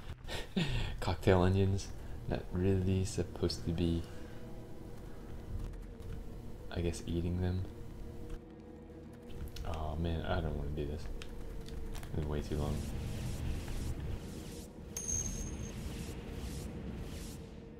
Oh yeah, that's good. That sounds good. Eggs with kimchi.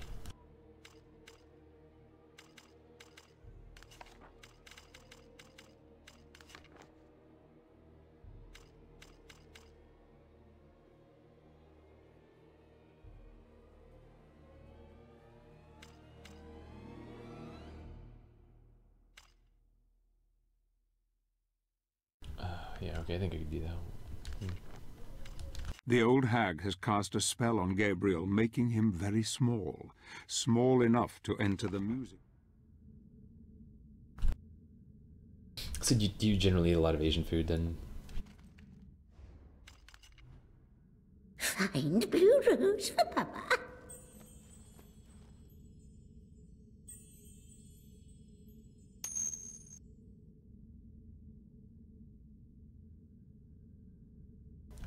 That's funny.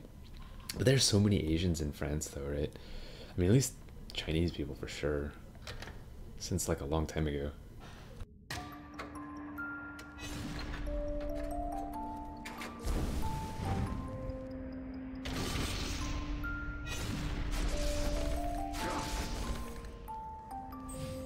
Many nights.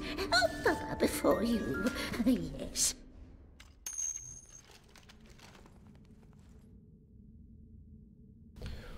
Ooh, that is interesting. There are a lot of Asians in Dubai, but they are like, it's generally Filipinos and Southeast Asians and stuff that do a lot of like manual labor. I think in a lot of those wealthier Middle Eastern countries, like they get brought on as maids and doing that kind of stuff, and generally treated pretty poorly, I hear.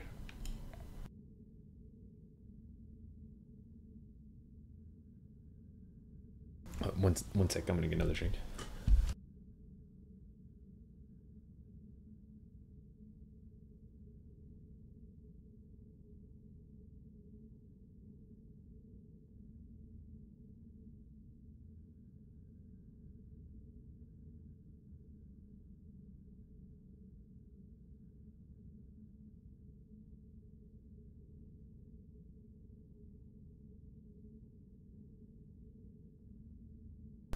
I neglected to work out today, unfortunately. I don't know. I've been getting lazy.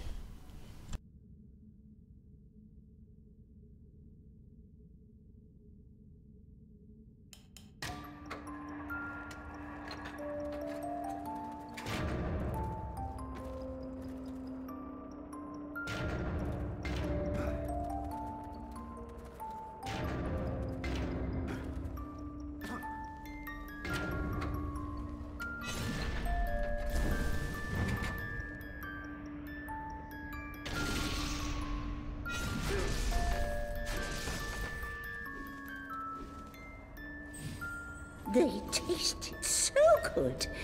Very good nights.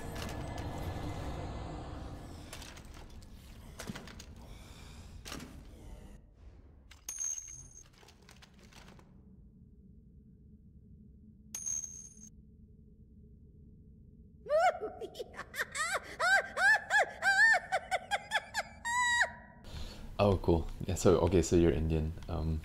That makes sense. I mean, not that it wouldn't make sense if you were a different Asian. But, you know, the history of Britain and India and stuff. I actually had a friend that I grew up with in Japan who, his father was half Indian and he was a quarter.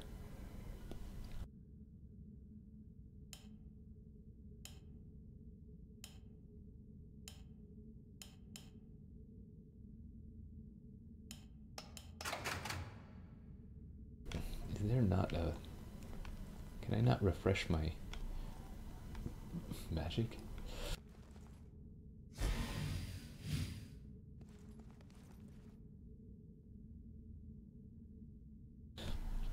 You have to give me some recipes for making curry and stuff. I need to learn to make some like, Indian curries. I want to make the Asian curries and stuff. Not Asian. Whoa, almost died there. Like Eastern Asian. Although, is India considered East Asia? I guess it is, right? Well... I knew you would come. Oh, really?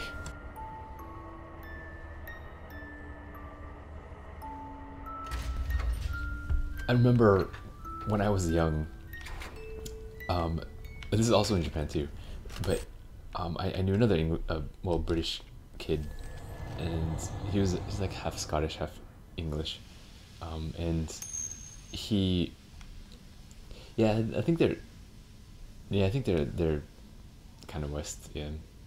But anyway, this kid that I knew is one of my good friends, and he would make curry sometimes, and I never knew at the time, in being young and mostly living in East Asia, that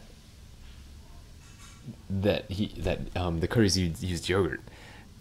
So he placed a bunch of yogurt in this stuff, and I was like, "What the heck are you doing?" He's like, "What?" I was like, "Why do you put yogurt in it?" And he's like, "Well, you're supposed to put yogurt in it." But again, the tie back to British culture and Indian culture too. I didn't quite learn, but I didn't learn how to make it. But I watched a friend make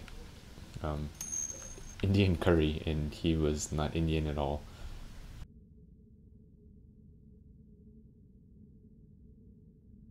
Yeah, and you guys, well, I'm sorry, I say you guys, but in a friendly way. But Indians love to have like yogurt as like dessert, right? But it's not sweet. Like they don't use the sweet stuff. Like you guys have a lot of like salty, like savory type stuff that I kind of recently learned about, because I work with a lot of Indians and kind of IT stuff, and I ask them questions and they tell me things.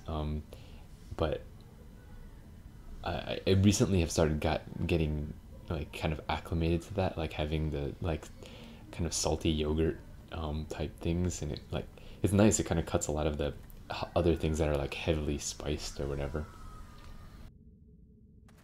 Yeah, curry's popular everywhere, isn't it?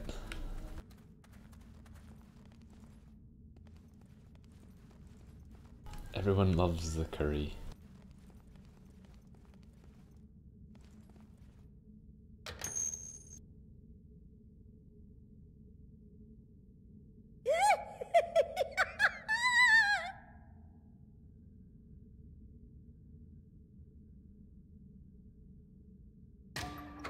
So, I'm going to assume that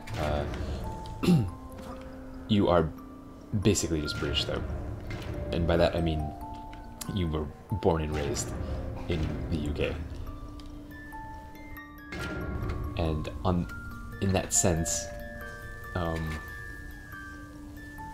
lot of the people that I work with are like straight from India, or like grew up in India and stuff. So I guess basically what I'm saying is some of the culture is probably a little bit different.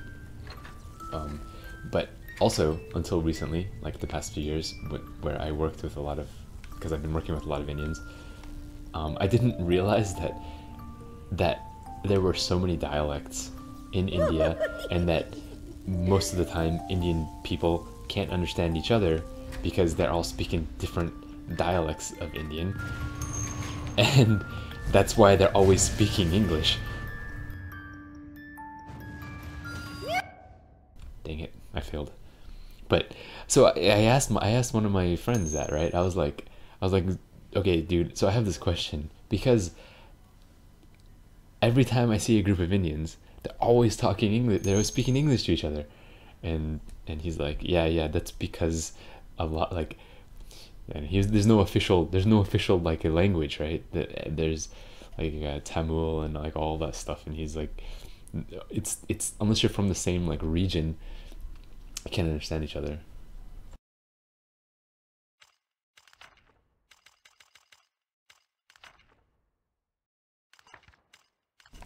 you know, I thought that was really interesting.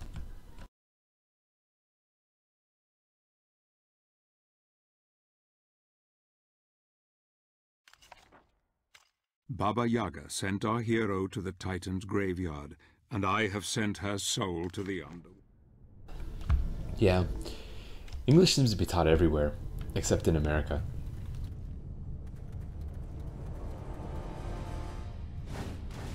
That was a joke. It was a joke on public school status.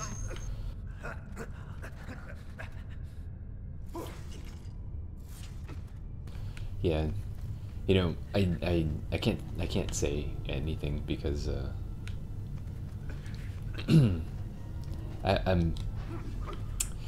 I have feelings, obviously, about this. You know, you get feelings the older you get about government and politics and all that stuff. But I have only 2 rules in my chat, and it's to be nice and not talk about politics.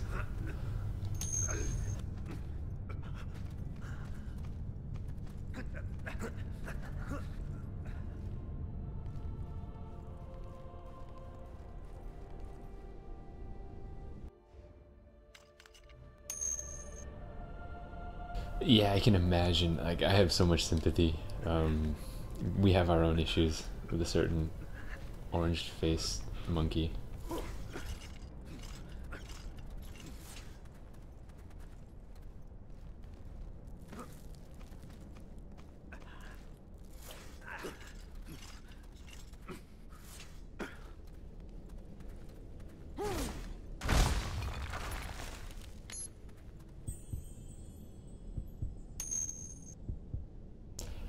So am I.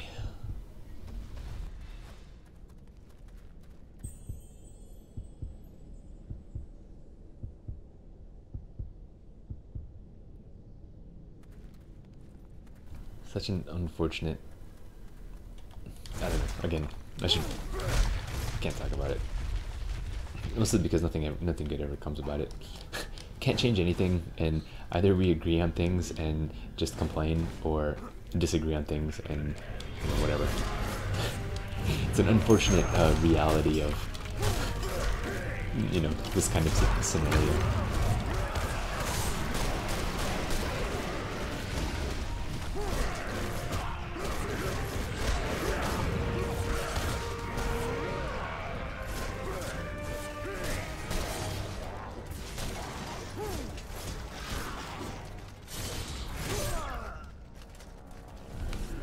Ouch.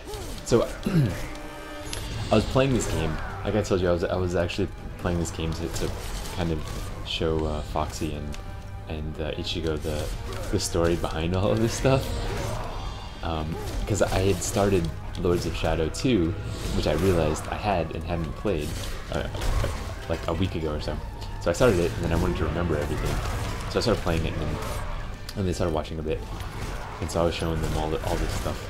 And it was hilarious because I was so bad at playing the game. I couldn't remember how to do anything.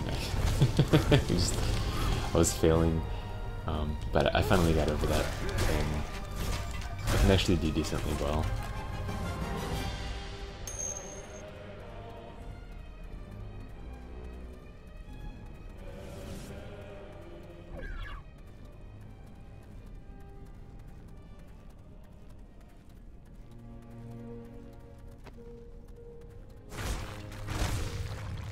So, tell me if you care about spoilers in Castlevania, and I'll just tell you what happens, like, up to the point that I know, because I haven't really gotten through the second one. I only played like an hour of the second one. Yeah, in the second one, the camera is free cam, like you can control it with your right analog stick if you're using a controller. Yeah, so okay, so this story is really cool, and you're Gabriel Belmont, and you're going to destroy the Lords of Shadow, the 3 Lords of Shadow, in the world, because you know that you can create a mask that is supposed to be able to resurrect or save someone, talk to the dead, save the dead, someone that's dead, something like that. And so you go on a mission to kill the Lords of Shadow, and Gabriel, being like, I guess he's a knight of, you know, the Brotherhood or something, but, you know, one of God's army. I don't know, whatever you want to say in that sense. And so but his wife Marie was killed by one of the monsters, and so he's on this quest to kill all of the three Lords of Shadow to get the 3 pieces of the mask, so that he can like try to save her. But as he quests and as he keeps going, he finds out that the Lords of Shadow basically exist because the 3 founders of his own brotherhood, the Brotherhood of Light, they exist because of those 3. So those 3 ascended into heaven, like kind of in an enlightenment path or whatever, but what they ended up doing really was leaving back on Earth a dark reflection of themselves. So the Lords of Shadow actually turn out to be the founders of his own brotherhood, and killing the Lords of Shadow will kill in heaven, I guess, the founders of his own brotherhood. So anyway, he's going through it, and he still continues on his quest to do all this stuff, and he goes through, gets things, kills people, and ends up with a lot of blood on his hand. And in the end, it turns out that the final Lord of Shadow is Lord of Death, who was actually masquerading as a guy called Zobek, who was pretending to be, oh jeez, I just came from here, who was pretending to be another member of the Brotherhood of Light, and helping Gabriel. But he wasn't helping Gabriel, he was using him to kill the other Lords of Shadow so he could complete the mask and use it for himself. But it also turns out that Satan himself, or Lucifer, put the whole idea of this thing into Zobek's head to begin with. So in the end, you end up fighting the devil, and you can't save your wife because the mask doesn't actually save people, right? Like you can lets you see through God's eyes or something like that, but it doesn't let you do anything else. So Gabriel is kind of torn, and he is basically emotionally a mess, and he's got a ton of blood on his hands from all of these people that he's killed and monsters. And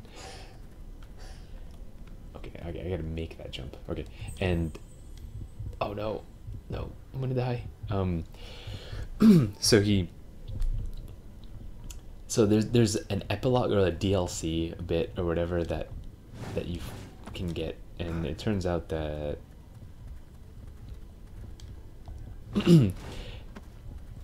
after the Lords of Shadow disappear, it turns out that the Brotherhood of Light actually imprisoned something called a Forgotten One below one of the castles, and because he killed all of them, the seal is now, like, the magic that is keeping it contained is now breaking.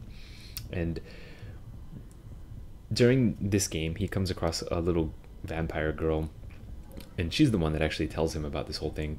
So he goes and tries to kill the Forgotten One, and I think in that series of events, he is mortally wounded, and the little vampire girl Laura actually saves him by turning him into a vampire, and basically Gabriel Belmont becomes Dracula. And then at the beginning of the second one, there's a whole backstory that's filled in where Trevor Belmont, so his wife Marie, was actually pregnant, but he didn't know about it during this whole first game, because the Brotherhood of the Light kept it convinced her to keep it from him, because he was fulfilling this prophecy of basically becoming the Prince of Darkness. And so Trevor Belmont, when he becomes an adult, goes after Dracula to kill him, but can't, and dies. And Dracula finds out that he's his son and tries to save him at the last moment by giving him his blood. And eventually it does save him, but he doesn't know that it does until years later. But he turns Trevor Belmont into Alucard. And Trevor Belmont had a son called Simon Belmont, who is still human. And Simon Belmont and Trevor Belmont go and hunt down Dracula to kill him because they don't like him, and so they quote-unquote kill Gabriel right here, this guy who becomes Dracula. And then suddenly, hundreds of years later, Dracula is not dead. He comes out of torpor, and apparently the only thing that can kill him is his own combat cross that he's wielding in this game. And then it's modern day. So the second one is interesting because you're playing in modern day 21st century stuff as Dracula. So anyway, that was a long story.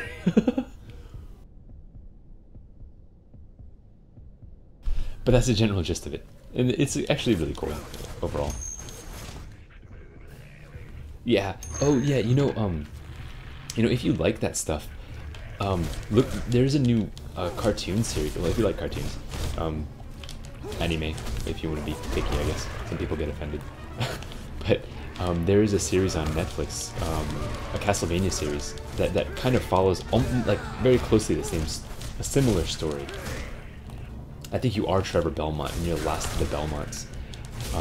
You do come across Alucard, so it's slightly different, I think, in terms of like which characters are which. Oh, okay, cool, you saw it. Yeah, so it's similar, right? But I think the characters are different, like, because I think the main character in the TV series was actually Trevor, right? Even though he comes across Alucard.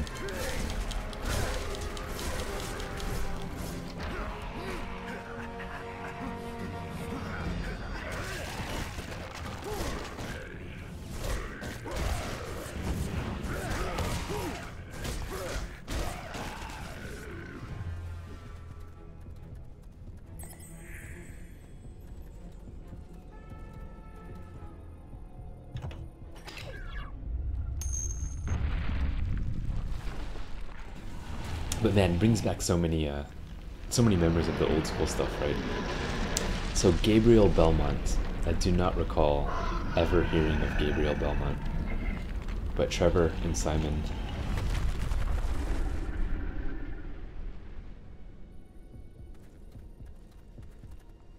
And apparently I'm almost dying, which is really funny because I'm playing this on the easiest mode. So when I was playing for Ichigo and Foxy, I was playing on the hardest level, and so it was a bit of a blood, sweat, and tears and getting things done, because I was trying to do it as an accomplishment as well. I had actually done it. I have done it before on PS3, I guess, but completing these stupid little trials is easier on the easiest modes. So, but it's also so much easier, so easy. The damage you take is just nothing. Yeah, Simon from the old games, right? And I guess in the lore of this series, Simon is the youngest. I actually need to go back and look at the kind of lore of the older series. I'm really curious after playing the game, like what the actual lore is for a lot of the older games, because I don't remember.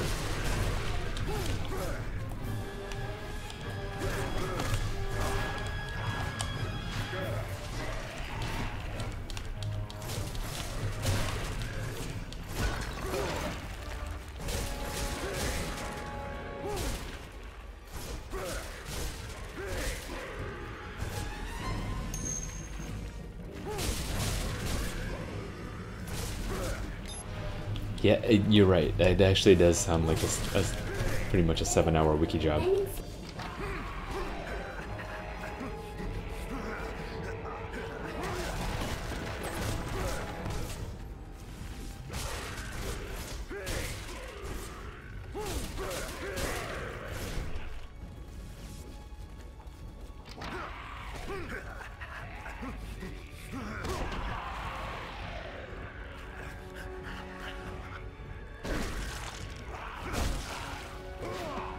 Hold on one second. My daughter is like in 6th place in Slither, and I gotta take a picture of this so I can show my wife, to troll my wife. Just to give you like 30 seconds.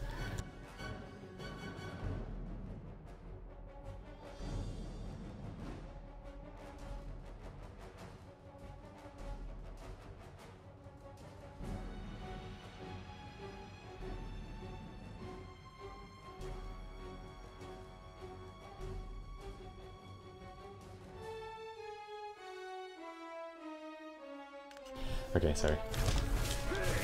I actually found them taking a picture of it in the kitchen. So I started playing Slither. I mean, I knew the game. I've known the game for years, but I started playing it a little bit a couple weeks ago, and maybe a month ago. And my wife saw me playing it, and then I showed it to her, and then suddenly her and her friends were playing it, and then it became like a competition.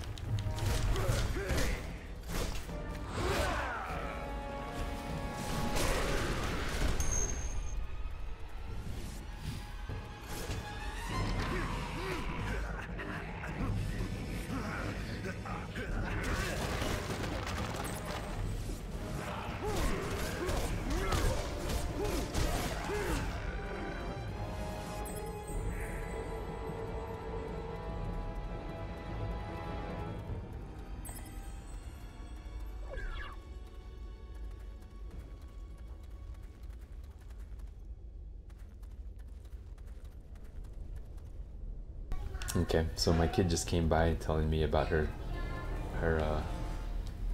Slither experience, and then suddenly digressed into a story about slappy fish feet, and she told me she was going to use the handle slappy fish feet.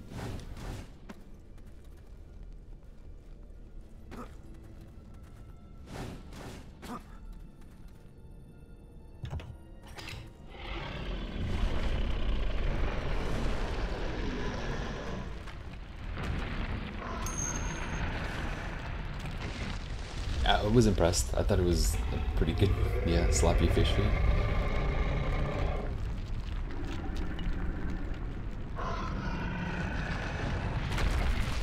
Yeah, I highly doubt that you're gonna run into anyone using that name, at the very least.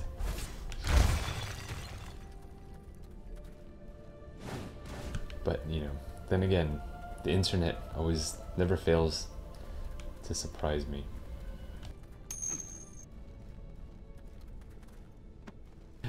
He's like, it's a slappy fish foot. Then you have like a slappy fish foot. Okay, that was a terrible jump.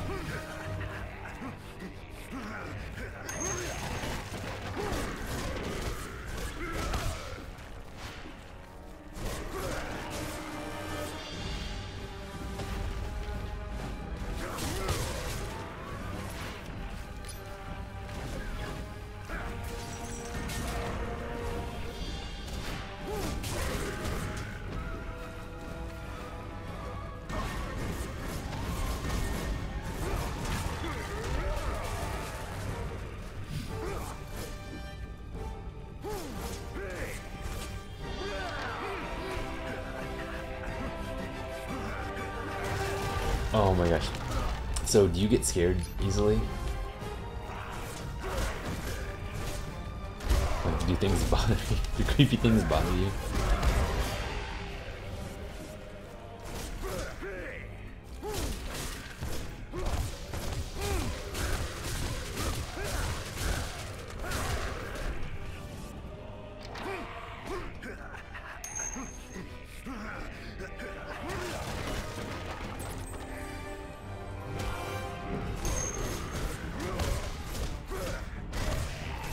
What about a combination of both? Because in the second one, oh man, in the second one you come across the three sisters, like Medusa and her two other sisters, as you're trying to do some stuff, and apparently they live in the bottom of your castle. So you're trying to find. So you're trying to find, you're trying to get back your chaos power. Yeah, Gorgons. And you're trying to get back your chaos power. And if you're sensitive to that stuff, I'm not gonna show it to you.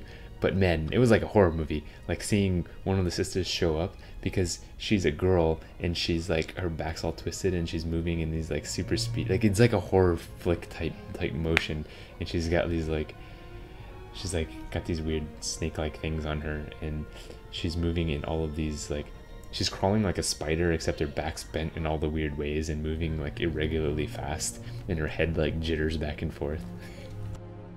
And I was like, jeez, like, because it's not supposed to be a horror game, right? No, you can't really tell it. They don't really look like snakes, but you want to see it? All right, like here, hold on, okay. Like, so okay, I'm gonna. Oh, okay, hold on. Let me beat this really quickly, and then I'll show you that, and then I have to go do dinner. And I don't know if you'll be around, but I'll be back on later. But let me beat this level, and then I'll show you that stuff.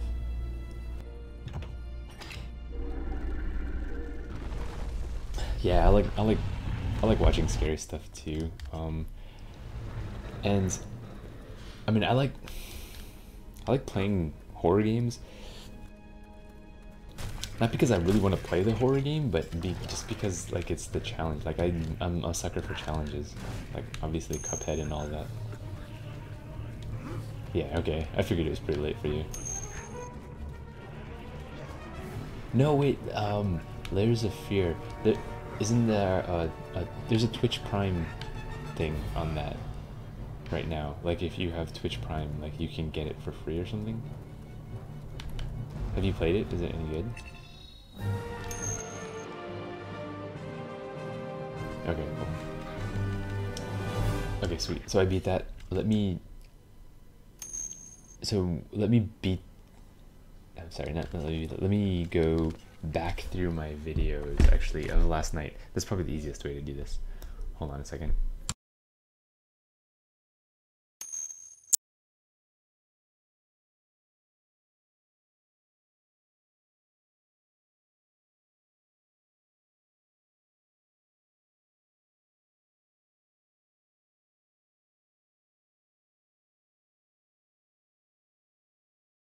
Okay, you can see, right?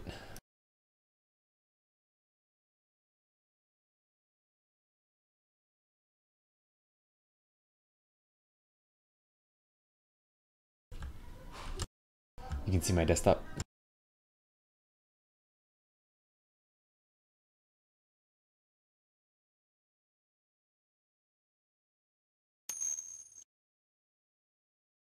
Yeah, you can see my desktop though, right? Like now you can see a browser and all that stuff.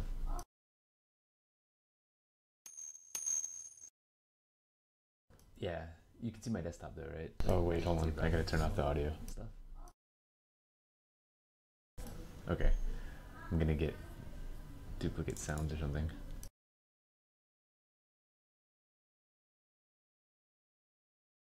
Okay, I'm gonna get duplicate sounds or something. What the heck? Okay, I'm gonna get duplicate sounds or something.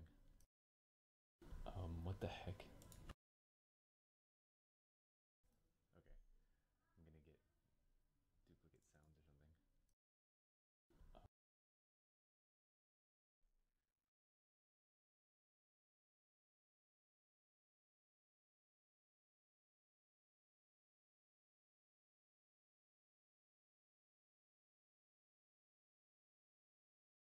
Okay, I can't find the save file.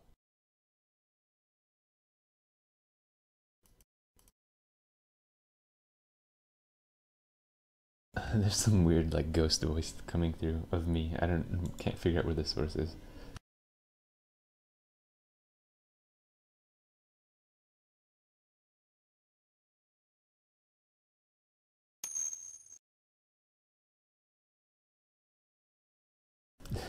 So one of the things that's terrible about streaming is I can't stand my own voice, and every once in a while something like that will happen where I will hear myself talking and I'm, oh god, somebody stop that.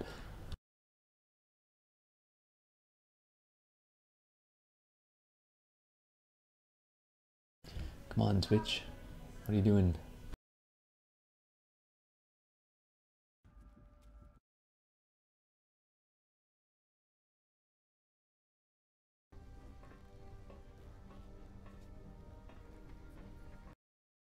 Okay, we're getting close.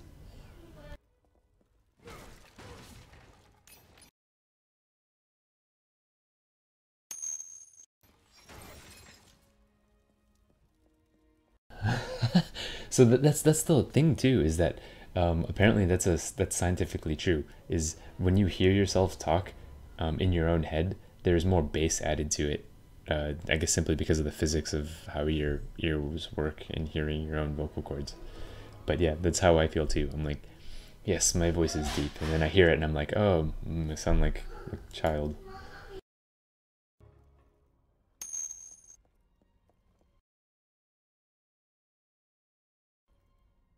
So one of these days, Twitch will load, and I think it's coming up too. It should be in a minute. Okay, yeah, I think like once I get out of here, I think one of the sisters shows up.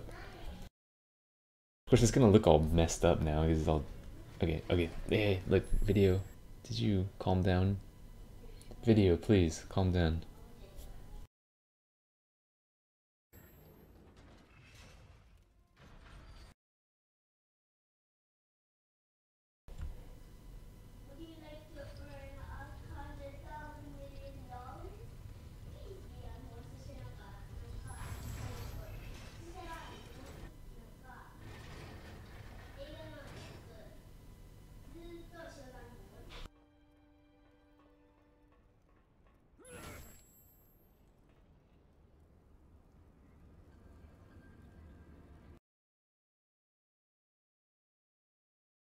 Video, please.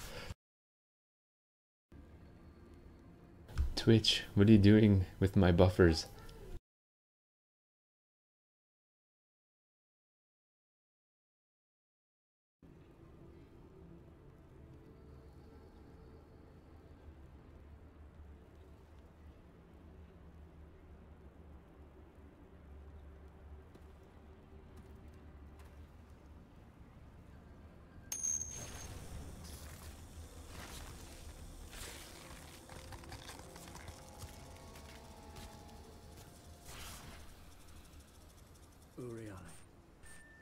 Beware of the jailers. They no longer serve their master. Wait. Medusa has your chaos powers.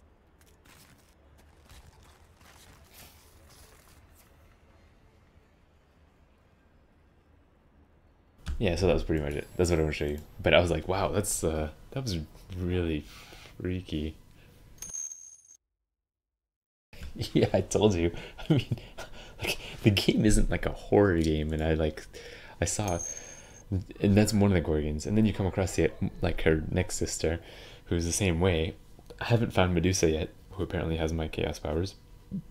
But yep, and yeah, I don't know.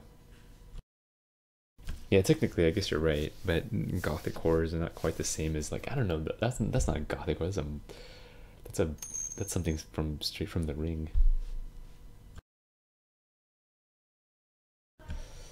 Yeah, but no, I don't think it's actually because my bandwidth is pretty high. I think it was just Twitch stores, like the way big data stuff works like this is I'm sure they store the data that you have archived off on like not readily available stuff. If it's not constantly accessed, there's no need to make it easily accessible, so the buffer is takes a while for it to buffer. Now that I've watched it though, I'm sure it will actually be smoother even though I'm streaming. Yeah, I remember that game. I never played through all of that though, for better or worse, but many people love that game for various reasons.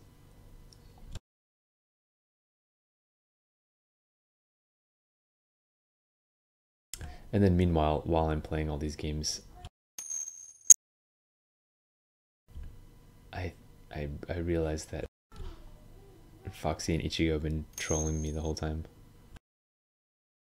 they were laughing because of all these bad dodges I did. So I was playing on the highest difficulty, and then they clipped all of these videos, and then I was like they didn't clip a single like good video. God, such what kind of friends? Here, more pro Castlevania plays.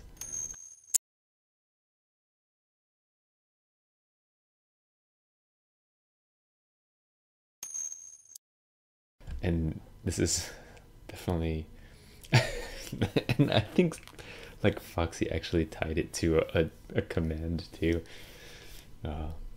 Okay, maybe you're right. Maybe actually because Twitch knows I'm streaming, it's actually taking some bandwidth. But anyway, you can go look at those, I guess, yourself if you're interested, or I'll show you next time. But I gotta go eat dinner, so I appreciate you watching. It was fun chatting and all. Maybe I'll catch you next time. All right, cool. Have a good night. Talk to you later.